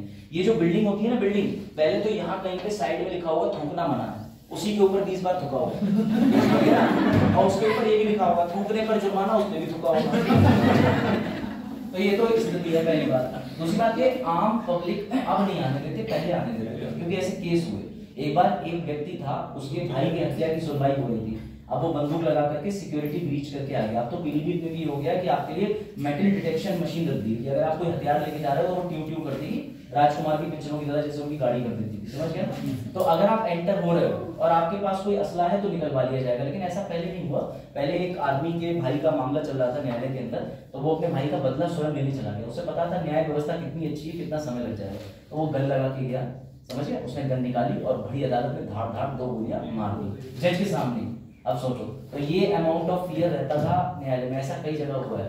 अभी भी हाल ही में शाहजहांपुर में एक वकील ने भी गोली चला दी थी निकाल करके, वो वकील नहीं था, वकील के बेच में आए थे। उससे भी इस साल की शुरुआत में तुमने घटना सुनी होगी कि करकरडुमा कोर्ट के अंदर एक आदमी ने गोली निकाल के एक लेडी पे ताबड़तोड़ गोलियां चलाई थी। तो ऐसी घटनाएं जो आती है ना, वो चलती है। तो इसलिए न्यायालय का दृश्य बड़ा खौफनाक होता है अगर तुम देखो। अब क्या होता है, न्यायालय में जनरल पब्लिक की एंट्री बंद है, जिसका केस चल रहा है उससे संबंधित लोग हो सकते हैं, और अगर कोई वकील है, जूनियर वकील है, वो बैठ सकते हैं। और तुम्हें लगता होगा कि जज साहब कहते होंगे हाँ भाई दलील दो, तो वहां पे वो सनी देओल बन जाते होंगे, किताबों पे हाथ रख के कसम खिलाते होंगे। ऐसा कुछ नहीं होता। पार्टी लेके आती है और पार्टी लेने के बाद जैसे मान लो ये पीड़ित हैं, दुख दर्द वाले, तो ये कुछ नहीं बोल रहा है, वहां सिर्फ वकील बोलता है। वकील तुम बन के बात करेगा, समझ रहे, रेसिप्रोकेट करेगा। अगर वहां आलोक के केस में डिपेंड कर रहा हूं तो मान लो मैं ये कहूंगा कि साहब हम ये चाहते हैं कि हमें 2 महीने की ऐसे ऐसे करके छुट्टी दे दी जाए, अब ब्यूरो क्लासेस से हमारे पेपर चल रहे हैं, बाद में हम आएंगे। तो अब आलोक वकील बन गया, इसीलिए उसे प्रतिनिधि कहते हैं ना, कि वो तुम बन के न्यायालय के समक्ष बात कर सकते, अपना केस लड़ सकता है कोई, लड़ सकता है। अगर कोई वकील, सारे वकील लिख देते हैं हम नहीं लड़ेंगे, लेकिन तब भी तुम्हें फ्री में अमेकस क्वेरी मिलेगा। अमेकस क्वेरी मतलब न्यायालय तुम्हें एक मित्र की व्यवस्था करके देगा, विधिक जानकार की, वो तुम्हारा केस लड़ेगा। अगर वो भी लिख दे, ऐसा हुआ था, अब तो मैं बताना नहीं चाहिए लेकिन बता दे रहा हूँ। अमरिया जहानाबाद पता है ना सबको, वहाँ एक आदमी ने, सभी को पता होगा, विकास को ज्यादा पता वहाँ विकास नहीं हो पा रहा। चल अब सुनो बात। अमरिया के अंदर एक बड़ा ब्रूटल केस हुआ। एक छोटे बच्चे के पास में एक व्यक्ति आया और उसने उससे कहा कि मोबाइल का चार्जर ला दो। अब पता नहीं क्या था क्या नहीं, लेकिन वो कसाई था, उसने उस बच्चे के 24 से 25 टुकड़े कर दिए छोटे छोटे, सिर्फ चार्जर ना लाने की वजह से। इसे पढ़ना अच्छा करके, ये खबर है 2017 या 18 ऑनवर्ड है। तो उस ऐसे व्यक्ति का कोई केस लेगा क्या? और लिटरली उसने छोटे छोटे टुकड़े करके थैली में भर के टांग दिए थे वहां। अब जब वो न्यायालय में आया तो पहले तो उसे वकीलों ने कुंडल लाते घुसे चलाएंगे उसके ऊपर, लेकिन अब न्याय व्यवस्था ऐसी है कि जब तक साक्ष्य से साबित ना कर दो कि ये दोषी है, चाहे वो खुद भी बोल रहा हो, तब तक वो कोर्ट की नजर में बेगुनाही होता है। तो भाई वकीलों ने उसकी बढ़िया करके पिटाई लगाई, फिर पुलिस ने उसकी पिटाई लगाई बढ़िया करके, तो उसका ट्रायल चला, कोई वकील लेने को ना तैयार हो, तब भी उसके लिए फिर वकील का इंतजाम करा गया। अभी वो जेल में है क्योंकि उसे फांसी हो गई। और वैसे आमतौर पे जो सत्र न्यायालय होता है, जैसे पीलीभीत के न्यायाधीश हैं, इनको अधिकार है डिस्ट्रिक्ट जज को कि फांसी सुना सकते हैं, लेकिन हाई कोर्ट चेक करता है कि फांसी ठीक है या गलत है, तो वो पुष्टि करता है। मतलब ये आमतौर पर फांसी नहीं सुनाते, लेकिन यहाँ के मामले में फांसी सुनानी पड़ी थी। वो इतना खतरनाक केस था, उसके मन में डर नहीं था, वो इतना पिटने के बाद भी बड़ा खौफनाक था। और उसके पास वो बंका जो था सब बरामद करा गया था, जिससे उसने टुकड़े करे थे और ये सब कुछ था। उसमें सेक्स वेक्स भी इन्वॉल्व था बच्चों के साथ, जिसे कहते हैं ना ये सब पीडोफिलिया, तो कुछ लोग होते हैं इस तरीके से। तो ऐसे केसेस किसी वकील ने नहीं लिया था यहाँ पीलीभीत में। समटाइम्स कभी कभी ऐसा होता है कि इंसान के लिए ह्यूमैनिटी पहले होती है और पैसा नहीं होता। लेकिन इंडिया में कसाब का भी केस लड़ने वाले वकील थे, और वकीलों की इसमें गलती नहीं होती, क्योंकि न्यायालय खुद कहता है कि भैया इसके लिए जो है तुम कुछ मत बोलना, लेकिन तुम इसे एक वकील दो, क्योंकि संविधान में लिखा हुआ है। समझ गया? ऐसे केसेस हैं। एक केस में मैं था, उसमें एक वाइफ ने अपने हस्बैंड को जहर देके मार दिया था, तो मुझे वाइफ को बचाना था। बचा दिया। उसकी गलती थी नहीं, उसके पति, आपको बाद में फोन कैमरा नहीं बनाऊंगा, उसका पति जो है ना वो एक और तरीके से था, उसको दूसरा कहीं अफेयर चल रहा था, तो इस वजह से वो मेंटल टॉर्चर में। अरे ऐसे कई है। एक बत्ती वाला भी था, एक शौचालय बना हुआ था, उसके ऊपर वायरिंग जा रही थी, तो वायरिंग जाने के बाद में क्या हुआ, उससे दूसरा आदमी चिपक के मर गया। उसने मुकदमा कर दिया जिसका शौचालय बना हुआ था। तो ऐसे छोटे मोटे केस मैं भी ले लेता हूँ। समझ गए? 25,000 रुपए फीस। अब सवाल ये आता है, ध्यान देना कि सर सबसे पहले मामला कौन से कोर्ट में जाता है, कौन से कोर्ट में मामला जाता है, कौन से कोर्ट। तो इसे तुम्हें समझने के लिए गीजा के पिरामिड देखने होंगे। सर गीजा के पिरामिड दिख पाओगे आप? जी बेटा, ये डायग्राम मेंस में डिट्टो छापना है, डिट्टो। अगर तुमने ये डायग्राम नहीं, ऐसी कोई किताब नहीं जिसमें ये डायग्राम बना नहीं है, अगर वो किताब ही ऐसी जिसमें नहीं बना तो बदल दो, वो किताब ही।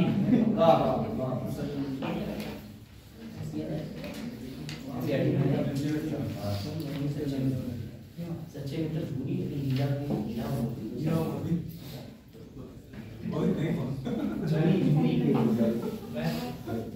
उसमें क्या भी होता है। केजीएफ बॉलीवुड की कौन सी पिक्चर है? नाटू नाटू सॉन्ग फेमस हुआ RRR। देखो विकास यही है, विकास इज इन द मूवीज, विकास is in the institutions itself and no. इसे बना लो, फिर मैं तुम्हें इसे बड़ा आदरणीय चीज के साथ समझाता हूँ। आई होप तुम जुडिशरी एंजॉय कर रहे हो, क्योंकि न्यायपालिका में मैं इतना घुसा हुआ कि तुम्हें और आनंदित आएगा। एक बार चूहे पे केस हो गया था। हाँ, लिटरली चूहे पे केस कर दिया था। चूहा सरकारी दस्तावेज खा गया। और ये तो छोड़ो, अभी कौन सी कंट्री है उसमें चिड़िया पे केस कर दिया। मैंने डिस्कस करा था करंट अफेयर डिस्कस करते समय, यहाँ बताया मैंने, नॉर्वे और समहाउ शायद स्कॉटलैंड है, उसने चिड़िया को कैदी माना, क्योंकि चिड़िया ने उसके कंधे पे बैठ के गई थी, इसने बैंक में डकैती करी, तो उन्होंने कहा इसने सब कुछ देखा, ये साक्षी है। अब उसकी आंखों पे पट्टी बांध के उसे जेल में रख दिया, क्योंकि चिड़िया को सब देखने आ रहा था। इससे चिड़िया की राइट टू प्राइवेसी हनन हो रहा था। ये न्यूज़ है। हाँ, मतलब they are so much DUFFERS। हाँ, तुमने बोला, देखो मैं तो गूगल पे अल्फाबेट पढ़ रहा था, DUFF। ये बड़े वाले संबंध लेके कोर्ट से आते हैं, ये कौन होते हैं? समन से कोर्ट लेके आते हैं, पैरोकार बोलते हैं। देखो ऐसा होता है, ये पुलिस वाले ही होते हैं। समन आपके जो आते हैं, समन कोई भी ला सकता है, जिसे न्यायालय आदेशित करते हैं, पुलिस को भी गैर पुलिस को भी। कभी बार ऐसा भी होता है कि भैया पुलिस बहुत बिजी है, चुनाव चल रहे हैं, तो वो न्यायालय से उसको भेजना ही करते हैं। समन में कोई खतरा नहीं होता, वारंट में खतरा है। वारंट में अगर आपने नहीं पहुंचे तो पुलिस ने चाहिए, समन तो टाल देता है। कुछ लोग बचते भी है, रिसीव नहीं करते हैं, ले जाओ ले जाओ ले जाओ, मत दिखाना, ये पकड़ो 500 रुपए, कहते हैं आप घर पे ही नहीं। अब न्यायालय ने वो भी सिस्टम बंद कर दिया। न्यायालय कहता है घर के बाहर चिपकाओ, नहीं था घर पे, कभी तो आया व्हाट्सएप पर। एक ऐसा भी था विदेश का मामला जिसमें लड़का नहीं आ रहा था कोर्ट, उसकी गर्लफ्रेंड को समन भिजवाया था, वही रह रहा था दूसरा। हाँ बड़े बड़े अच्छे। आज मैं तुम्हें स्पाई केस के बारे में बताऊंगा कि अंग्रेजों इंग्लैंड के जो जजेस है ना, जो वो लगा के बैठते हैं शीप जैसा, तुम समझते हो क्या बाल रख के बैठे हैं, वो इंग्लैंड में चलता है, स्कॉटलैंड एंड वेल्स में। तो वहां का एक केस था जिसमें अखबार ने खुलेआम जजों को क्रिटिसाइज कर दिया था। ये है ऐसा केस। देखो ये बड़ा इंटेलेक्चुअल लेवल का कंसेप्चुअल टॉपिक है, इसमें समझ ज्यादा है और रटने वाली चीजें भी ज्यादा हैं, इसलिए अंडरस्टैंडिंग तोड़ना मत, है ना पूजा? पहली क्लास में इतना कंसेप्ट बढ़िया पढ़ाते हैं, ये आप कह रही हो, मैं तो बस पूछ रहा। हाँ भाई सारे बना लिए तुम देखना। अब देखो इस डायग्राम को देखने के बाद तुम्हारी भी यही स्थिति थी जो इसकी थी। पढ़ो उसमें क्या लिखा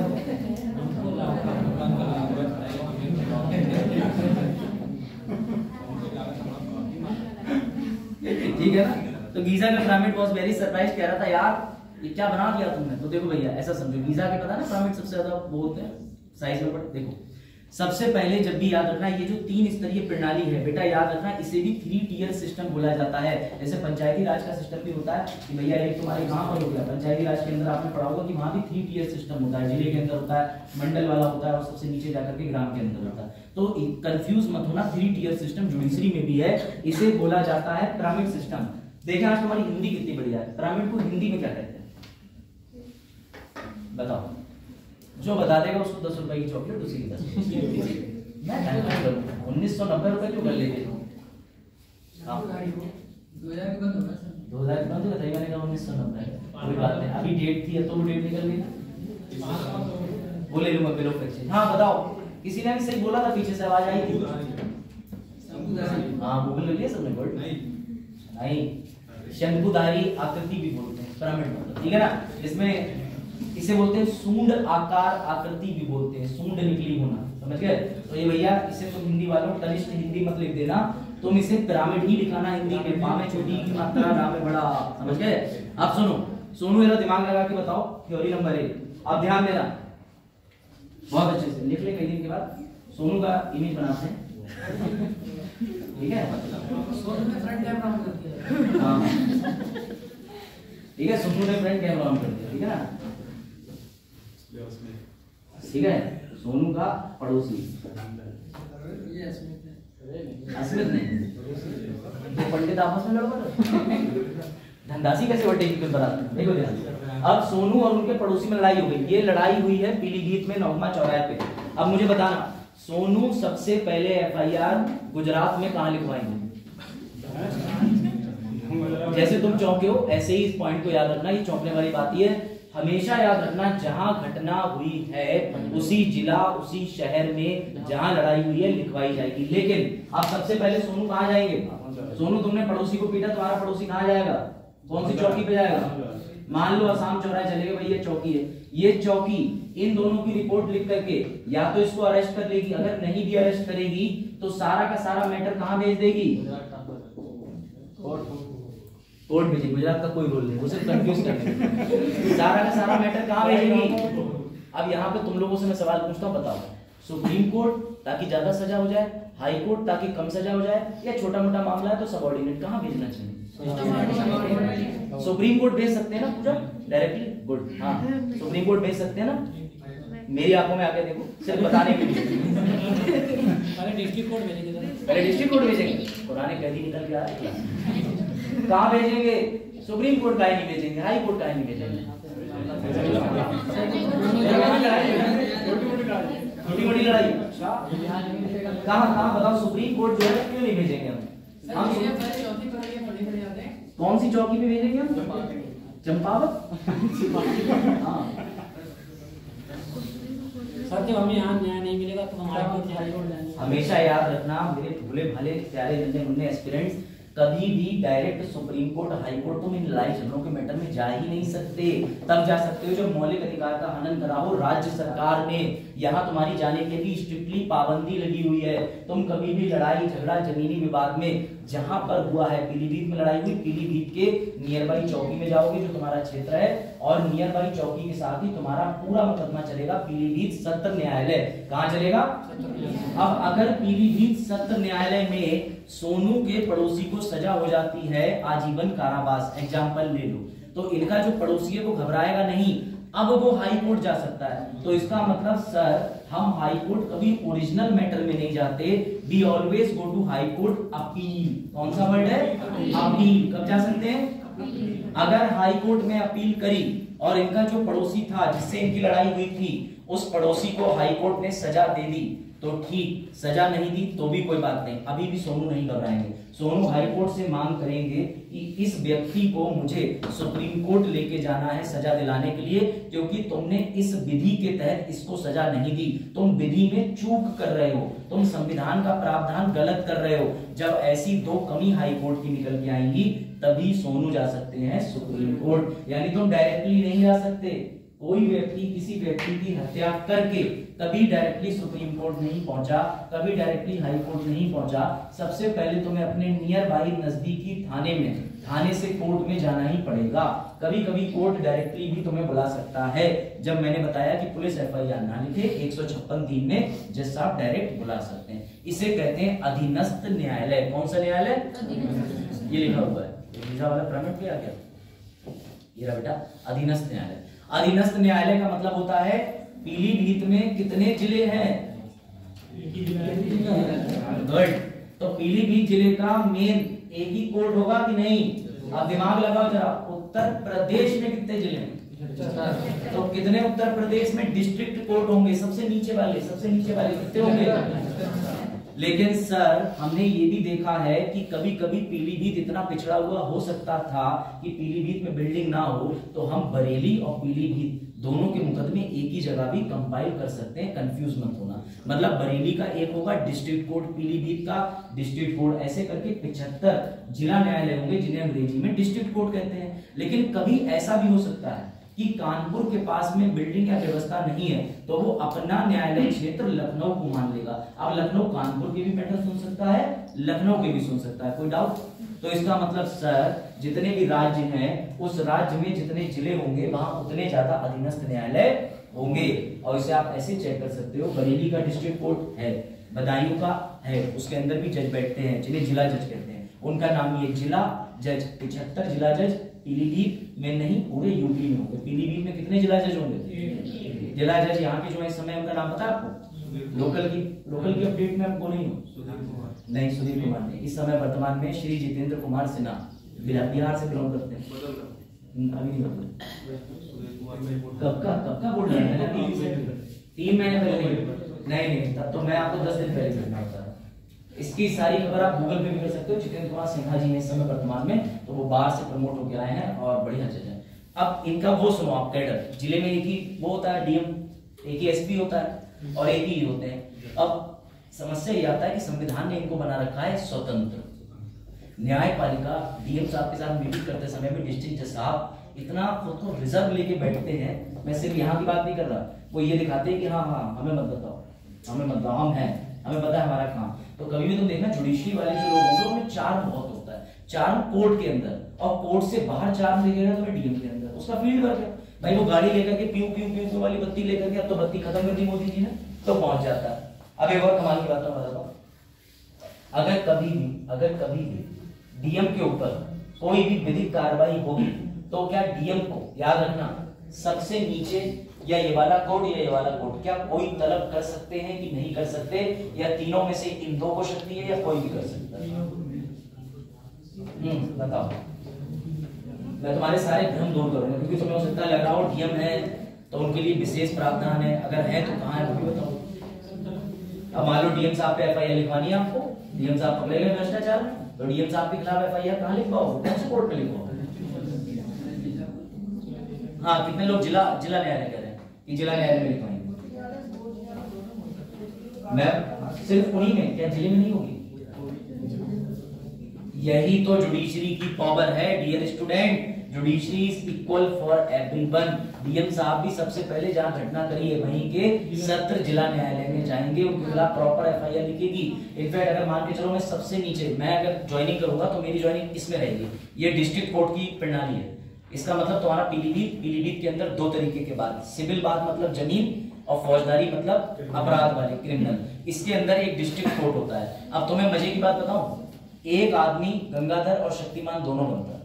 उसका नाम होता है जिला न्यायाधीश। इस समय जितेंद्र कुमार सिन्हा जब क्रिमिनल मैटर सुनेंगे पीलीभीत में तो वो बुलाएंगे सेशन जज, लेकिन जब वो जमीन के विवाद सुनेंगे सेम आदमी सेम कोर्ट सेम स्थान पर, टाइम बटा हुआ है 12 बजे तक मैं जमीन के मैटर सुनूंगा डिस्ट्रिक्ट कोर्ट और 12 बजे के बाद आपराधिक मामले सुनूंगा तो मैं सेशन कोर्ट बन जाऊंगा। याद रखना, एक आदमी डबल रोल निभा रहा है। हम लोग इससे भी नीचे आते हैं, हम लोग सब कोर्ट में नहीं आएंगे, हम लोग प्रिंसिपल में नहीं आएंगे, हम यहाँ से ज्वाइन करेंगे मुंसिफ कोर्ट से।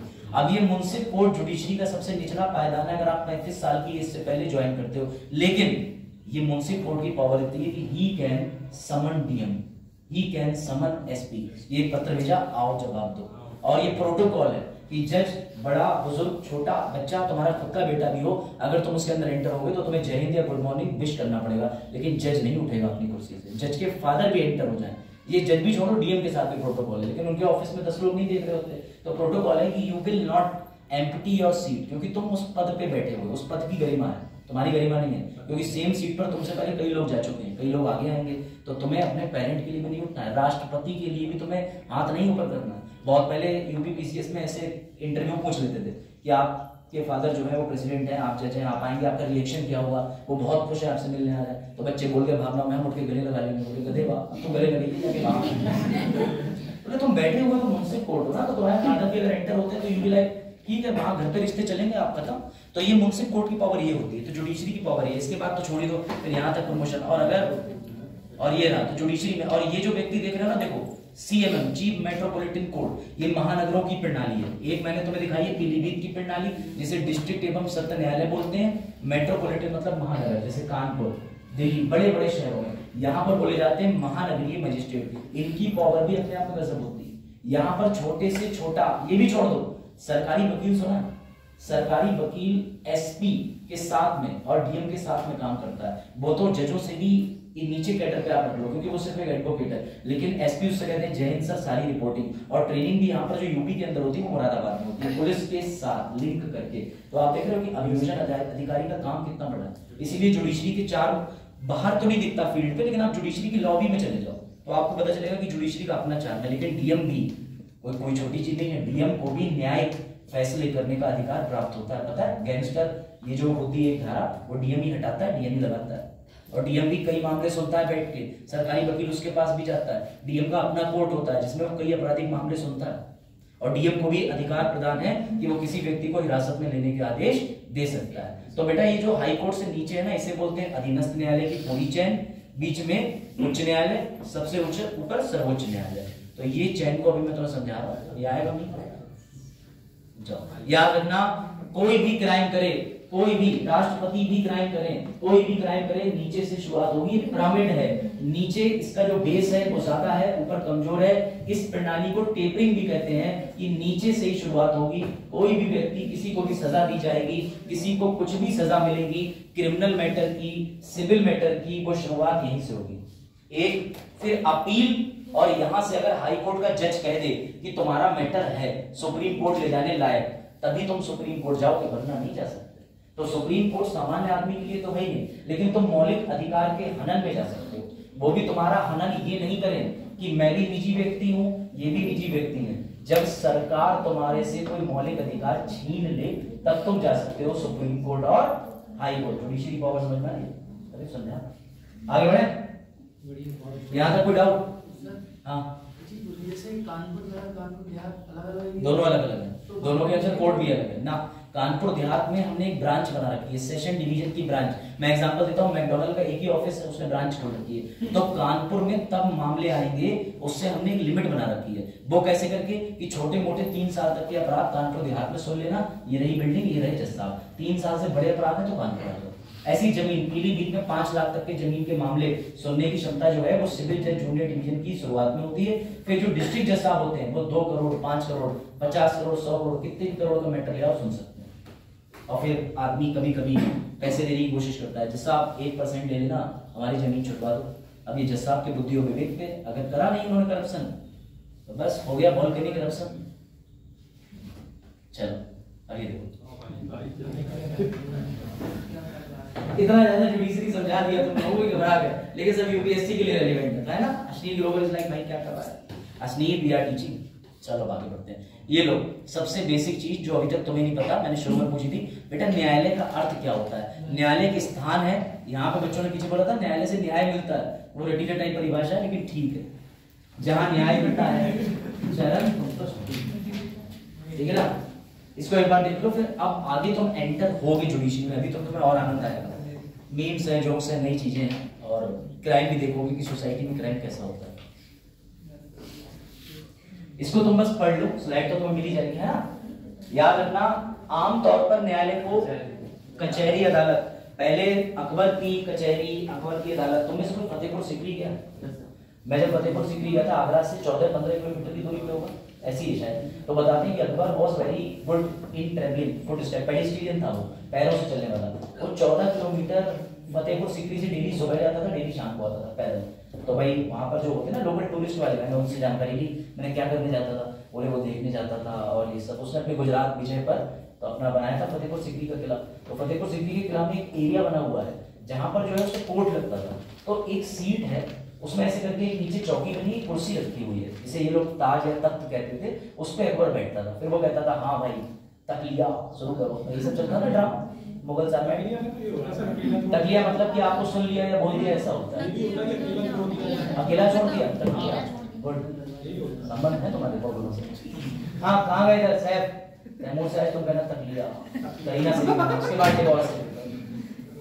चल सुनो ध्यान से। तो हुआ क्या, बेसिकली क्या होता है कि जब मैंने उसका वहां पर को जाके देखा तो पता चला कि साहब वो बैठते थे, उनका दरबार वरबार लगता था, दोनों फरियादी आते थे, फरियादियों को सुनते थे, तो वही सब चीजें महजदास वगैरह वाला। तो ऐसी प्रैक्टिकल चीजें देखने का बड़ा अच्छा अनुभव रहता है। तो मैंने देखा था तो समझ आया कि उस समय पे कचहरी बोलते थे, आज कचहरी लगेगी, कचहरी में इंसाफ होगा। और पहले 4 दीवारी के अंदर इंसाफ नहीं होता था, पहले बाहर इंसाफ होता था कि उन्होंने ईंटें पत्थर गिट्टी उठाई और बोला अरे इन्होंने चोरी करी, इनके हाथ काट दो, इन्होंने बाल दुष्कर्म कराया, पत्थर उठाओ और कोई पत्थर से ना मारे मेरे दीवाने को, चले जाओ। है ना, बड़ा अजीब था। सेंसर में बैन मिलेगा, हुस्न हाजिर सजा पाने दो, भैया वो पॉवर्ट है, उसके खिलाफ एफआईआर लिखवाओ। इसे कहते हैं हैरेसमेंट, सेक्सुअल हैरेसमेंट लॉ की भाषा में। तो ये लाइन थी गाने की, है ना, कोई पत्थर से ना मारे मेरे दीवाने को। अरे भाई तुम्हारे दीवाने को क्यों मारे? तुम दीवाने बाद में बने हो, उससे पहले उसके पापा कह रहे हैं कि मेरी 25 साल की बिटिया, उसके तुम काहे ले जा रहे हो? किडनैपिंग बोलते हैं इसे। तो उसमें एक सीन आता है, तो एक सीन ये होता है कि जो मजनू जो होते हैं वो सामने जा रहे होते हैं, तो इन्हें जो मौलवी साहब होते हैं वो रोक लेते हैं, हट हट हट, तूने मेरी इबादत में दखल डाल दी, मैं इबादत कर रहा था। तो भाई उसमें ऋषि कपूर का रोल है ना, ऋषि कपूर बने ना मजनू एक पिक्चर में, देखा चरण पता है। तो ऋषि कपूर कहते हैं कि मैं तो अपनी लैला की सुध में, मैं तुम्हें रियल इंसिडेंट बता रहा हूँ, फिर मैं तुम्हें इससे यूपीएससी से जोड़ूंगा तो मजा आएगा। तो ऋषि कपूर वाज लाइक मजनू, मजनू कहते हैं मैं तो अपनी लैला की सुध में था, उसके अलावा मुझे कुछ नहीं दिख रहा था, लेकिन तू कैसा मौलवी है कि तुझे अपने अल्लाह की इबादत में मैं दिख गया। तो इसका मतलब तुम यूपीएससी में अगर ऐसी इबादत नहीं कर रहे हो तो दिक्कत में आ जाओगे। तुम भी लैला वाले पद पे घर पे यूपीएससी लिखो, 2 हार्ट इधर चिपकाओ, 2 इधर चिपकाओ, और सारों जितने भी फोन पे दोस्त हैं और रिश्ते हैं उनसे कह दो खत्म, good bye, tata bye Rahul Gandhi.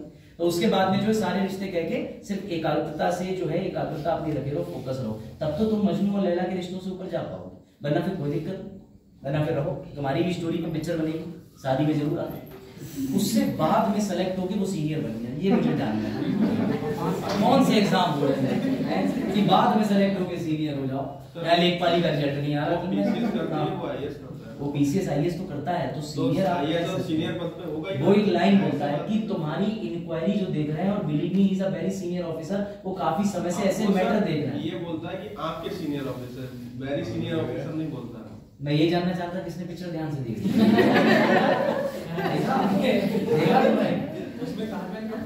हाँ, उसमें ताजमहल पर टूटता है, जब नीचे मंदिर में वो देने जाती है तब तो गिफ्ट दिया जाता है। मंदिर के नीचे गुफाएं हैं, इसे कौन से मंदिर है बॉलीवुड में? वहाँ बैठते हो? चल ला देखो। तो 2018 में जब ये पंचकुला में मामला हुआ तो उसमें मैं हरियाणा कोर्ट में गया था जुरिस्डिक्शन देखने। तो मैं इसकी जो वो गुफा थी वो देख के आया था, बढ़िया बनाई थी उसने, मतलब ईंटें पत्थर मार्बल सब लगे थे, काम था भाई उसमें। वकीलों के केसेस आ रहे थे उसमें। फिलहाल ये देखो, कोर्ट का मतलब वो होता है, कोर्ट को भी मैंने तुम्हें बताया ना त्रिस्तरीय होता है। ये देखो भारत की न्यायिक प्रणाली कैसी है, जैसी है, ये याद रखना, 3 टियर याद रखना, ठीक है। तो कोर्ट का मतलब तुम इस डेफिनेशन से पढ़ के निकाल लोगे। अब जरा टाइम बताओ मुझे, देखिए पहला लेक्चर में ब्रेक लेने का टाइम हुआ कि नहीं? अभी है टाइम, 10 मिनट है, चलो फिर आगे बढ़ते हैं। अब आ जाओ सर, ये आप क्या ले आए बेटा? ये मैं लेके आया हूँ यूनाइटेड स्टेट्स सुप्रीम कोर्ट, यानी अमेरिका का सुप्रीम कोर्ट और अमेरिका में न्याय प्रणाली। हाँ बिल्कुल, मैं इसीलिए लेके आया हूँ क्योंकि जिस हिसाब से पेपर में कंपैरिजन पूछा जा रहा है, राष्ट्रपति का कंपैरिजन बहुत पुराना हो गया। राष्ट्रपति प्रणाली, संघीय प्रणाली बहुत पुरानी हो गई। इसमें अमेरिका का सिस्टम कंपेयर करो और इंग्लैंड का करो। अब बचा है सुप्रीम कोर्ट। अब सबसे पहले मैं तुम्हें एक बेसिक चीज दिखा देता हूँ, वो तुम देख लो। तुम्हारा यूपी में ये रहा, ये अमेरिका का। पढ़ो अब समझो, अगर कभी कोई मामला यूपी में होता है तो पीलीभीत डिस्ट्रिक्ट में केस होगा तो सबसे पहले कहां जाएगा? अगर तुम हार गए तो अपील कहां कर सकते हो? अमेरिका में आ गया बिल्कुल। इलाहाबाद हाई कोर्ट लखनऊ नहीं होगी, लखनऊ एक ब्रांच है। जितने आपराधिक मामले जो है क्राइम के, वो इलाहाबाद ही जाएंगे, समझ लेना। वो एक ब्रांच बना रखी है उसकी, ठीक। और देखो उसके बाद यहां से भी हार गए तो कोई डाउट? अब देखो अमेरिका का सेम है बेटा, बिल्कुल डिट्टो। अमेरिका में जहां क्राइम होगा वहां डिस्ट्रिक्ट, डिस्ट्रिक्ट में हार गए तो हाई कोर्ट में हार गए तो। सर आप तो बता रहे हो ना कतई सेम है, लेकिन हमें आपके ऊपर शक है कतई सेम नहीं है। और मैं बताता हूँ क्यों कतई सेम नहीं है। उसके लिए मेरा जो कोर्स मैंने डिजाइन करा ना, वो है इसी बेसिस पे। कल मैंने तुम्हें पढ़ाया था CSR, केंद्र राज्य संबंध, और मैंने बड़ा प्यार से बताया था कि अमेरिका के 50 राज्य हैं। अमेरिका के 50 राज्यों ने आपस में संधि करी है, और जब इन राज्यों ने मिलके अमेरिका बनाया है तो हर किसी की अपनी वैल्यू होगी बेटा। यही गेम चेंजर है। अब मैं तुम्हें एक चीज बताता हूं, ध्यान से सुनना। जैसे ही पीलीभीत में जुर्म हुआ, धारा लगी 307 हाफ मर्डर, हिंदी में समझो तो हाफ मर्डर पे तुम्हें जेल होगी या छूटे जाओगे कहां? जिला न्यायालय में। उसी धारा 307 पे कहां बहस होगी? इलाहाबाद में। यहाँ पे भी धारा 307 में या तो तुम बाइज्जत बरी हो जाओगे या अपराधी हो जाओगे। फिर से धारा 307 पे कहां बहस होगी? अब आने वाला है तुम्हें आनंद। सर क्यों? बेटा वहां पर हर डिस्ट्रिक्ट, हर राज्य के कानून अलग है। यहाँ पर धारा 307 अमेरिका के में अगर बहस हो रही है तो हाई कोर्ट में उस धारा पे बहस नहीं होगी, कानूनी खत्म। फिर दूसरे कानून पे बहस होगी या तीसरे कानून पे बहस होगी। मतलब अमेरिका के अंदर हर राज्य का अपना कानून। सोच के देखो, अगर तुम्हें यहाँ इंडिया के अंदर ये बोल दिया गया कि किसी की हत्या करना 302 में आएगा, तो तुम पूरे भारत में उत्तर से लेकर दक्षिण तक, पूरब से पश्चिम तक किसी की हत्या करोगे, धारा लगेगी 302। लेकिन अमेरिका में ऐसा नहीं है। अमेरिका में अगर तुमने किसी भूभाग पर कुछ कर दिया तो उसकी सजा अलग है, किसी भूभाग पर कुछ कर दिया उसकी सजा अलग है। कैसे? तो लो भैया प्रैक्टिकल देखो। अमेरिका और भारत, अमेरिका 50 राज्यों से बना है। यहाँ पर राज्य की स्थिति मजबूत है, कल ही बताया, कुछ नया नहीं बता रहा। भारत के अंदर किसकी मजबूत है स्थिति? केंद्र की। यहाँ कौन सी प्रणाली चलती है? District, high court, supreme court. America में और इंडिया में दोनों में डिस्ट्रिक्ट, हाई कोर्ट, पर यहाँ पर तीनों जगह एक ही कानून है और यहाँ पर कानून, इसीलिए मैंने तुम्हारे लिए डिस्क्रिप्शन बनाया। अब देखो मजेदार बात, ये अमेरिका का है। अमेरिका के एक स्टेट में लास वेगास में चोरी की सजा है कि किसी व्यक्ति को 3 महीने, और दूसरा राज्य है वहीं पर, दूसरा स्टेट है, उसका नाम ले लो न्यूयॉर्क, वहां चोरी की कोई सजा नहीं। मतलब तुम्हारे उत्तराखंड में तुम हत्या करके यूपी भागो और तुम कहोगे मैंने तो उत्तराखंड में करी, कोई सजा नहीं। ऐसा होता है। वहां बड़ा फेमस गैम्बलिंग की एक जगह है, इसे बोलते हैं लास वेगास नवाडा। अभी तुम्हारा वर्ल्ड मैप नहीं बना ज्योग्राफी में? नहीं बना? चलो मैं तुम्हारा करा देता हूँ। लास वेगास नाम की एक जगह है, ये सब ये रहा ना वर्ल्ड मैप, चलो इसी से समझ लो, इसमें तो दिखेगा ही नहीं तुम लोगों को, मैं ऐसे बता दे रहा हूँ तुम्हें मौखिक तौर पर। लास वेगास एक जगह है, ये पूरे अमेरिकी कॉन्टिनेंट के अंदर एक जगह आती है लास वेगास। वहां गैम्बलिंग अलाउड है, वहां खुलेआम गैम्बलिंग, ड्रग्स सब चलता है। जम की गैम्बलिंग करो। गैम्बलिंग मतलब समझते हो? 100 का 1000 करना। आज कोहली लाल शर्ट पहन के बाहर निकलेगा कि हरी शर्ट पहन के, इस पे 1000 रुपए लगाना। बैटिंग सुनिए ना कि वर्ल्ड कप इंडिया जीतेगी या मैं भी करता हूँ अपने छोटे भाई बहनों से 10 रुपए इतनी औकात है। तो ये बढ़िया वाली बैटिंग कर सकते हो। अब भाई घर में पिज्जा मंगाना नहीं डिसाइड हो रहा है तो हमने कह दिया, और दुर्भाग्य देखो मैंने कह दिया इंडिया हार गई। अब घर में सबने मुझे देखा बुरी नजर से। एक तरफ दूसरे व्यक्ति पे पनौती चल रहा था तो इधर भी पनौती शब्द बोला जा रहा था। तू भी कम नहीं है, 10 रुपए के चक्कर में हरवा दिया और मैं अकेला खुश था घर में, क्योंकि तो मैं भी था यार इंडिया जब हार गई। फिर मैंने कहा चलो यार 10 तो बचे। ऐसा होता है। तो फिर घर के छोटे बड़े सभी लोग उस दिन जो है डंडा लेके क्या चलाएगा। तो देखो यानी कि सुनो ध्यान से बेटा, गैम्बलिंग लास वेगास में अलाउड है, न्यूयॉर्क में जुर्म है। अब अमेरिका के अंदर वकीलों की मौज ही मौज है, क्यों? क्योंकि वहां पर क्राइम करने से पहले आदमी जाता वकील के पास। हमारे पास आया, बोले वकील साहब मुझे ऐसा ऐसा क्राइम करना है, तो मैं कहता हूं तुम उस राज्य में चले जाओ, राज्य नंबर 38 में चले जाओ, वहां जाकर के दुष्कर्म करने पे कोई सजा नहीं। चले गए साहब। हाँ लिटरली अमेरिका में ये क्या डफरनेस फॉलो होता है कि हर राज्य में अलग कानून। अब हर राज्य के पास अपनी कोर्ट व्यवस्था। हर राज्य के अंदर पता चला सोनू ने लास वेगास में गैम्बलिंग खेली, रहने वाले ये न्यूयॉर्क के थे, वहां पर जीत का पैसा ये यहाँ ले आए। अब पड़ोसी ने इन पे कह दिया कि ये तो गरीब थे, ये गैम्बलिंग का पैसा लेके आए हैं और गैम्बलिंग न्यूयॉर्क में बैन है, अब तुम पे मुकदमा चला न्यूयॉर्क में। अब वो तुमसे वहां की धाराएं जो है वो अलग है, यहाँ की अलग है। अब सोचो वकीलों पर क्या बीतती होगी, 50 कानून याद करने पड़ते। अकेले बाबा साहेब ने बहुत सारे देशों के संविधान याद कर लिए थे, अब यहाँ वकील 50-50 देशों के याद करेंगे, परेशान। कहीं कार पार्किंग खड़ी करने के पीछे जुर्माना है, कहीं कार पार्किंग खड़ी करने का जुर्माना नहीं है। तो ये समस्या अमेरिका में है। इसलिए अमेरिका से जब भी कंपैरिजन आए तो लिखना कि यद्यपि 3 टियर सिस्टम है, डिस्ट्रिक्ट कोर्ट, उनके यहाँ राज्यों वाला हाई कोर्ट, फिर सुप्रीम कोर्ट, परंतु हमारे यहाँ सेम विधि फॉलो होती है तीनों जगह। बट अमेरिका में हर जगह पर, हर सिस्टम पर विधि चेंज है। आसानी से आया समझ में कि नहीं पता? ये कंपैरिजन भविष्य में आएगा, अभी आया नहीं है, but I am damn sure. क्योंकि जितने भी मॉक लगाता हूँ हमें ऐसे क्वेश्चन मिलते हैं, तो उसी से कंटेंट बनाने में 3 बज जाते हैं सुबह। अब देखो जादू से ऋतिक बोला, जादू से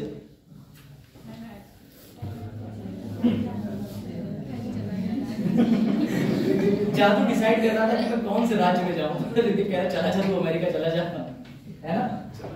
तो भैया चलो, तुमने जादू भी पूछवा दिया। ये देखो ये रहा मैप अमेरिका का, हर जगह का अलग अलग नियम है, हर जगह। यहाँ पे एक सिटी है कैनास सिटी, देखो कहीं होगी कंसास सिटी, मैंने इसे याद करा था कंस सिटी। तो इस सिटी के अंदर भी बहुत छूट है। अमेरिका में हर जगह आर्म्स रखना फ्री है, बंदूकें रख के लेके घूम सकते हो। वहां पे आदमी अगर अपने कोट को झाड़ता है तो तुम्हारी जेब से पैसे गिरेंगे, बंदूकें गिरेंगी, समझ गए?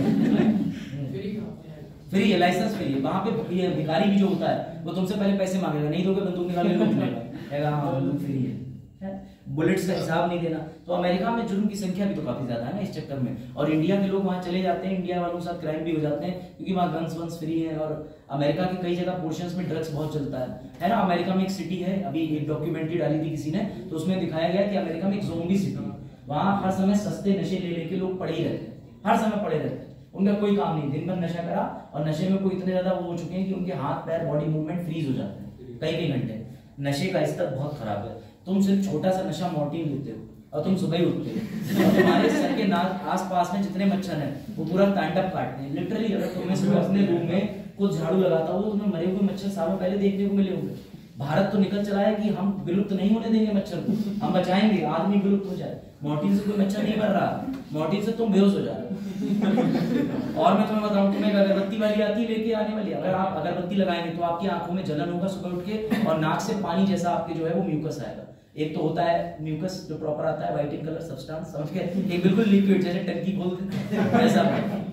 हाँ, बिकॉज उसमें ऐसे ऐसे केमिकल केमिस्ट्री नहीं है किसी का यहाँ पर, ये है केमिस्ट्री CO3 बॉन्ड। चलो छोड़ो, पर्यावरण पढ़ाऊंगा ना। अब देखो सर सीढ़ी आ गई, हाँ बेटा बत्ती विभाग के खंभे पे काम करते हैं। चलो देखो, याद रखना ये जो त्रिभुज है इसके लिए मैंने सीढ़ी दिखाई है कि इस त्रिभुज को नीचे से ऊपर फॉलो किया जाता है। तुम इसे देख के भी समझ जाओगे, नीचे सत्र न्यायालय, हाई कोर्ट, उच्च न्यायालय। बेटा ये सिस्टम टियर बाय टियर चलता है। पहले जिले में, इधर आ जाओ, पहले जिले में, उसके बाद हाई कोर्ट में, उसके बाद सुप्रीम कोर्ट में। लेकिन मजे की बात सुनो, सुप्रीम कोर्ट का बनाया हुआ फैसला, दिया हुआ फैसला, बोला हुआ फैसला पूरे भारत पर लागू होता है। लेकिन हाई कोर्ट का फैसला उसी हाई कोर्ट पे लागू होता है।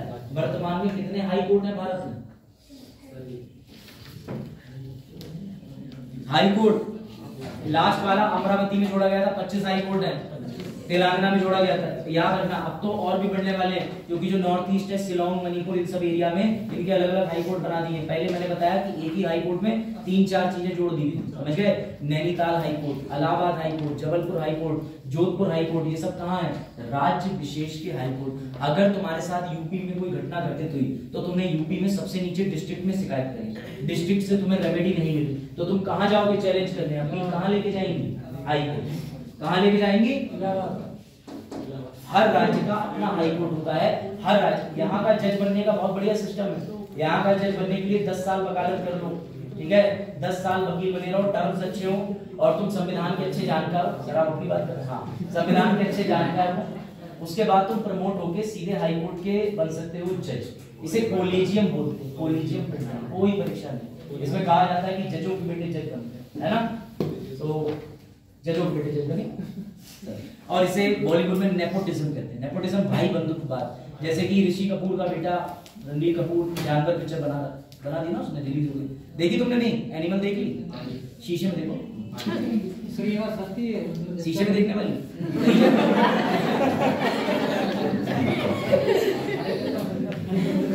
हाँ ये अभी, हाँ पूछो जल्दी, आपका आया ना कोई क्वेश्चन? हाँ चलो। आप कह रहे हैं जज का बेटा जज ही बन सकता है, तो नहीं बन सकता? बन सकता है, लेकिन जरा दिमाग लगाओ, कोलेजियम प्रणाली ये है कि सिर्फ जज ही बैठ के डिसाइड करेंगे कि मुझे एक वकील को बनाना है। अब मैं जज हूँ, मैं मान के चलो अपने बेटे को वकालत कर रहा हूँ 10 साल से, और मैं बढ़िया जज हूँ, सब में मेरी अच्छी बात होती है, तो मैंने कह दिया अरे वो मेरा बेटा भी है, जरा देख लेना, तो बाकी जज कहेंगे हाँ हाँ बहुत बढ़िया, सिफारिश चल जाएगी। मैं आरोप नहीं लगा रहा, लेकिन ऐसा रिपोर्ट और आंकड़े और न्यूज़पेपर कहते हैं। आई एम नॉट सेइंग ऐसा होता है, कोलेजियम में ट्रांसपेरेंसी है, लेकिन ऐसे आरोप लगाए जाते हैं कि जज का बेटा जज। अब ऋषि कपूर का बेटा, तुम सोच के देखो कि तुम्हारे यहाँ महिंद्रा में ट्रैक्टर बेच रहा हो, क्या संभव है? ऋषि कपूर की बेटी तुम पहुंचे ब्यूटी पार्लर चला रही हो ना, वो बॉलीवुड में डालेंगे, सुंदरता से उनकी मैटर ही नहीं होता, वरना काजोल हीरोइन नहीं हो। चल देखो फिलहाल अच्छी एक्ट्रेस है, देखो फेवरेट है, तो देखो फिलहाल डिस्ट्रिक्ट कोर्ट, हाई कोर्ट। अब आया सबसे इंपॉर्टेंट सवाल, नाम संजीव। संजीव का सवाल बड़ा अच्छा है, क्या हाई कोर्ट का फैसला सुप्रीम कोर्ट या सुप्रीम कोर्ट का फैसला हाई कोर्ट बदल सकता है? बेटा सीढ़ी पे तुम उल्टे चढ़ रहे हो, ध्यान से समझो। तुम नीचे वाली सीढ़ी पे पैर रख के सबसे ऊपर तक तो जा सकते हो, लेकिन अब ऊपर से कूदे सबसे नीचे तो टाइम भूल जाओ, समझे? तो मेरी बात सुप्रीम कोर्ट का मतलब ये है कि उसका फैसला कभी हाई कोर्ट नहीं पलट सकता, लेकिन हाई कोर्ट का हर फैसला सुप्रीम कोर्ट पलट सकता है। आदरणीय जूही चावला जी से एक बार पूछा गया कि आ जाओ सुप्रीम कोर्ट, तो उनका कोई मामला चल रहा था, उन्होंने ट्वीट कर दिया कि दिल्ली के सुप्रीम कोर्ट ने मेरे ऊपर बिना बात के जुर्माना लगा दिया। अब न्यायाधीशों ने फिर जुर्माना लगाया, बोले मूर्ख, दिल्ली का सुप्रीम कोर्ट नहीं, पूरे भारत का एक ही सुप्रीम कोर्ट है। ये भी नहीं पता था उन्हें, बॉलीवुड एक्ट्रेस है, क्योंकि उन्होंने ग्रेजुएशन ऐसे विषय से करा था जो हमें नहीं पता। मैं भी करना चाहता हूँ, चलो विद रिस्पेक्ट, मैं जूही चावला की नौकरी नहीं कर रहा, लेकिन इतना पता होना चाहिए ना। अब तुम्हें ये नहीं पता तुम्हारे घर की टंकी में पानी आ रहा है, तुम उसमें जाकर के कुछ और करा रहे हो, समझ रहे हो, जाकर के टंकी उखाड़ के ले जा रहे हो, तो भैया समझो। चलो, तो बेसिक बात कहने की ये है कि सुप्रीम कोर्ट पूरे भारत में एक है, हाई कोर्ट पूरे भारत में वर्तमान में 25 है। हाई कोर्ट में जो राज्य है उसी राज्य पे लागू होता है। फिर प्रूफ करो, राजस्थान हाई कोर्ट ने सलमान को सजा क्यों दी? उत्तर प्रदेश हाई कोर्ट ने क्यों नहीं दी? बताओ। क्योंकि उसने जिस जीव की हत्या के आरोप उस पे लगे थे वो बिलोंग करता था राजस्थान से। पहले उसके खिलाफ जहां पर उसने हत्या करी थी, जो जोधपुर है, वहां जिला एवं सत्र न्यायालय में मामला दर्ज हुआ। जिला सत्र न्यायालय में दर्ज होने के बाद जब ये मामला हाई कोर्ट में पहुंचा अपील के माध्यम से, तो हाई कोर्ट ने उसे गिल्टी पाया। ऐसे संजय दत्त का टाटा वाला मामला चला था, जब उनके घर पे AK-47 निकली थी, जो उन्होंने पटाखे और बम बारूद ऐसी रख ली थी सो में, समझ गया ना, अपनी सुरक्षा के लिए। यहाँ अपनी सुरक्षा के लिए हम चक्कू नहीं रख सकते पीलीभीत में, वो AK-47 रख के घूम रहे थे। खैर जो भी हो, तो उन्होंने AK-47 जो रखी थी खिलौना, उस खिलौने के चक्कर में उन्हें किसने दिया? महाराष्ट्र ने सजा दी। क्यों? क्योंकि महाराष्ट्र का हाई कोर्ट ऐसे मामलों में सजा देता है। लेकिन सबसे पहले उनका मामला दर्ज हुआ जिस जगह के वो रहने वाले थे, वहां के जिला एवं सत्र न्यायालय। तो जिस हाई कोर्ट में क्राइम हुआ है क्षेत्र में, उसी हाई कोर्ट के एरिया में हाई कोर्ट का फैसला लागू होता है। सुनो लास्ट चीज, यूपी ने कह रखा है कि हमारे हाई कोर्ट में जब भी आप आएंगे नीले रंग का कोट पहन के आएंगे। मेरी बात समझना। अब एक वकील साहब गए नीले रंग का कोट पहन के दिल्ली हाई कोर्ट, और वो कह रहे हैं इलाहाबाद दे, तो कहिए हम भी आके दिल्ली पहन के, तो क्या दिल्ली हाई कोर्ट उनका कुछ करेगा या उनके नीले कोट की बड़ी इज्जत और सम्मान रखेगा? भगा देगा, कहेगा तुम्हारा इलाहाबाद हाई कोर्ट, इलाहाबाद में देखो जाके ये दिल्ली है, दिल्ली हाई कोर्ट की नियमावली में नीला कोट नहीं आता, ब्लैक कोट पहनो। तो जिस हाई कोर्ट का जो फैसला है वो उसी क्षेत्र सीमा में लागू होगा। कोई डाउट, कोई बात समझ गए? क्लियर हुआ? टाइम बताओ जरा। 1.5 घंटा हो गया वीडियो में। रेड बटन दबा दो आप मुझे, ध्यान से, ऐसे मत कर देना, ये तुम तो लड़की हो। ये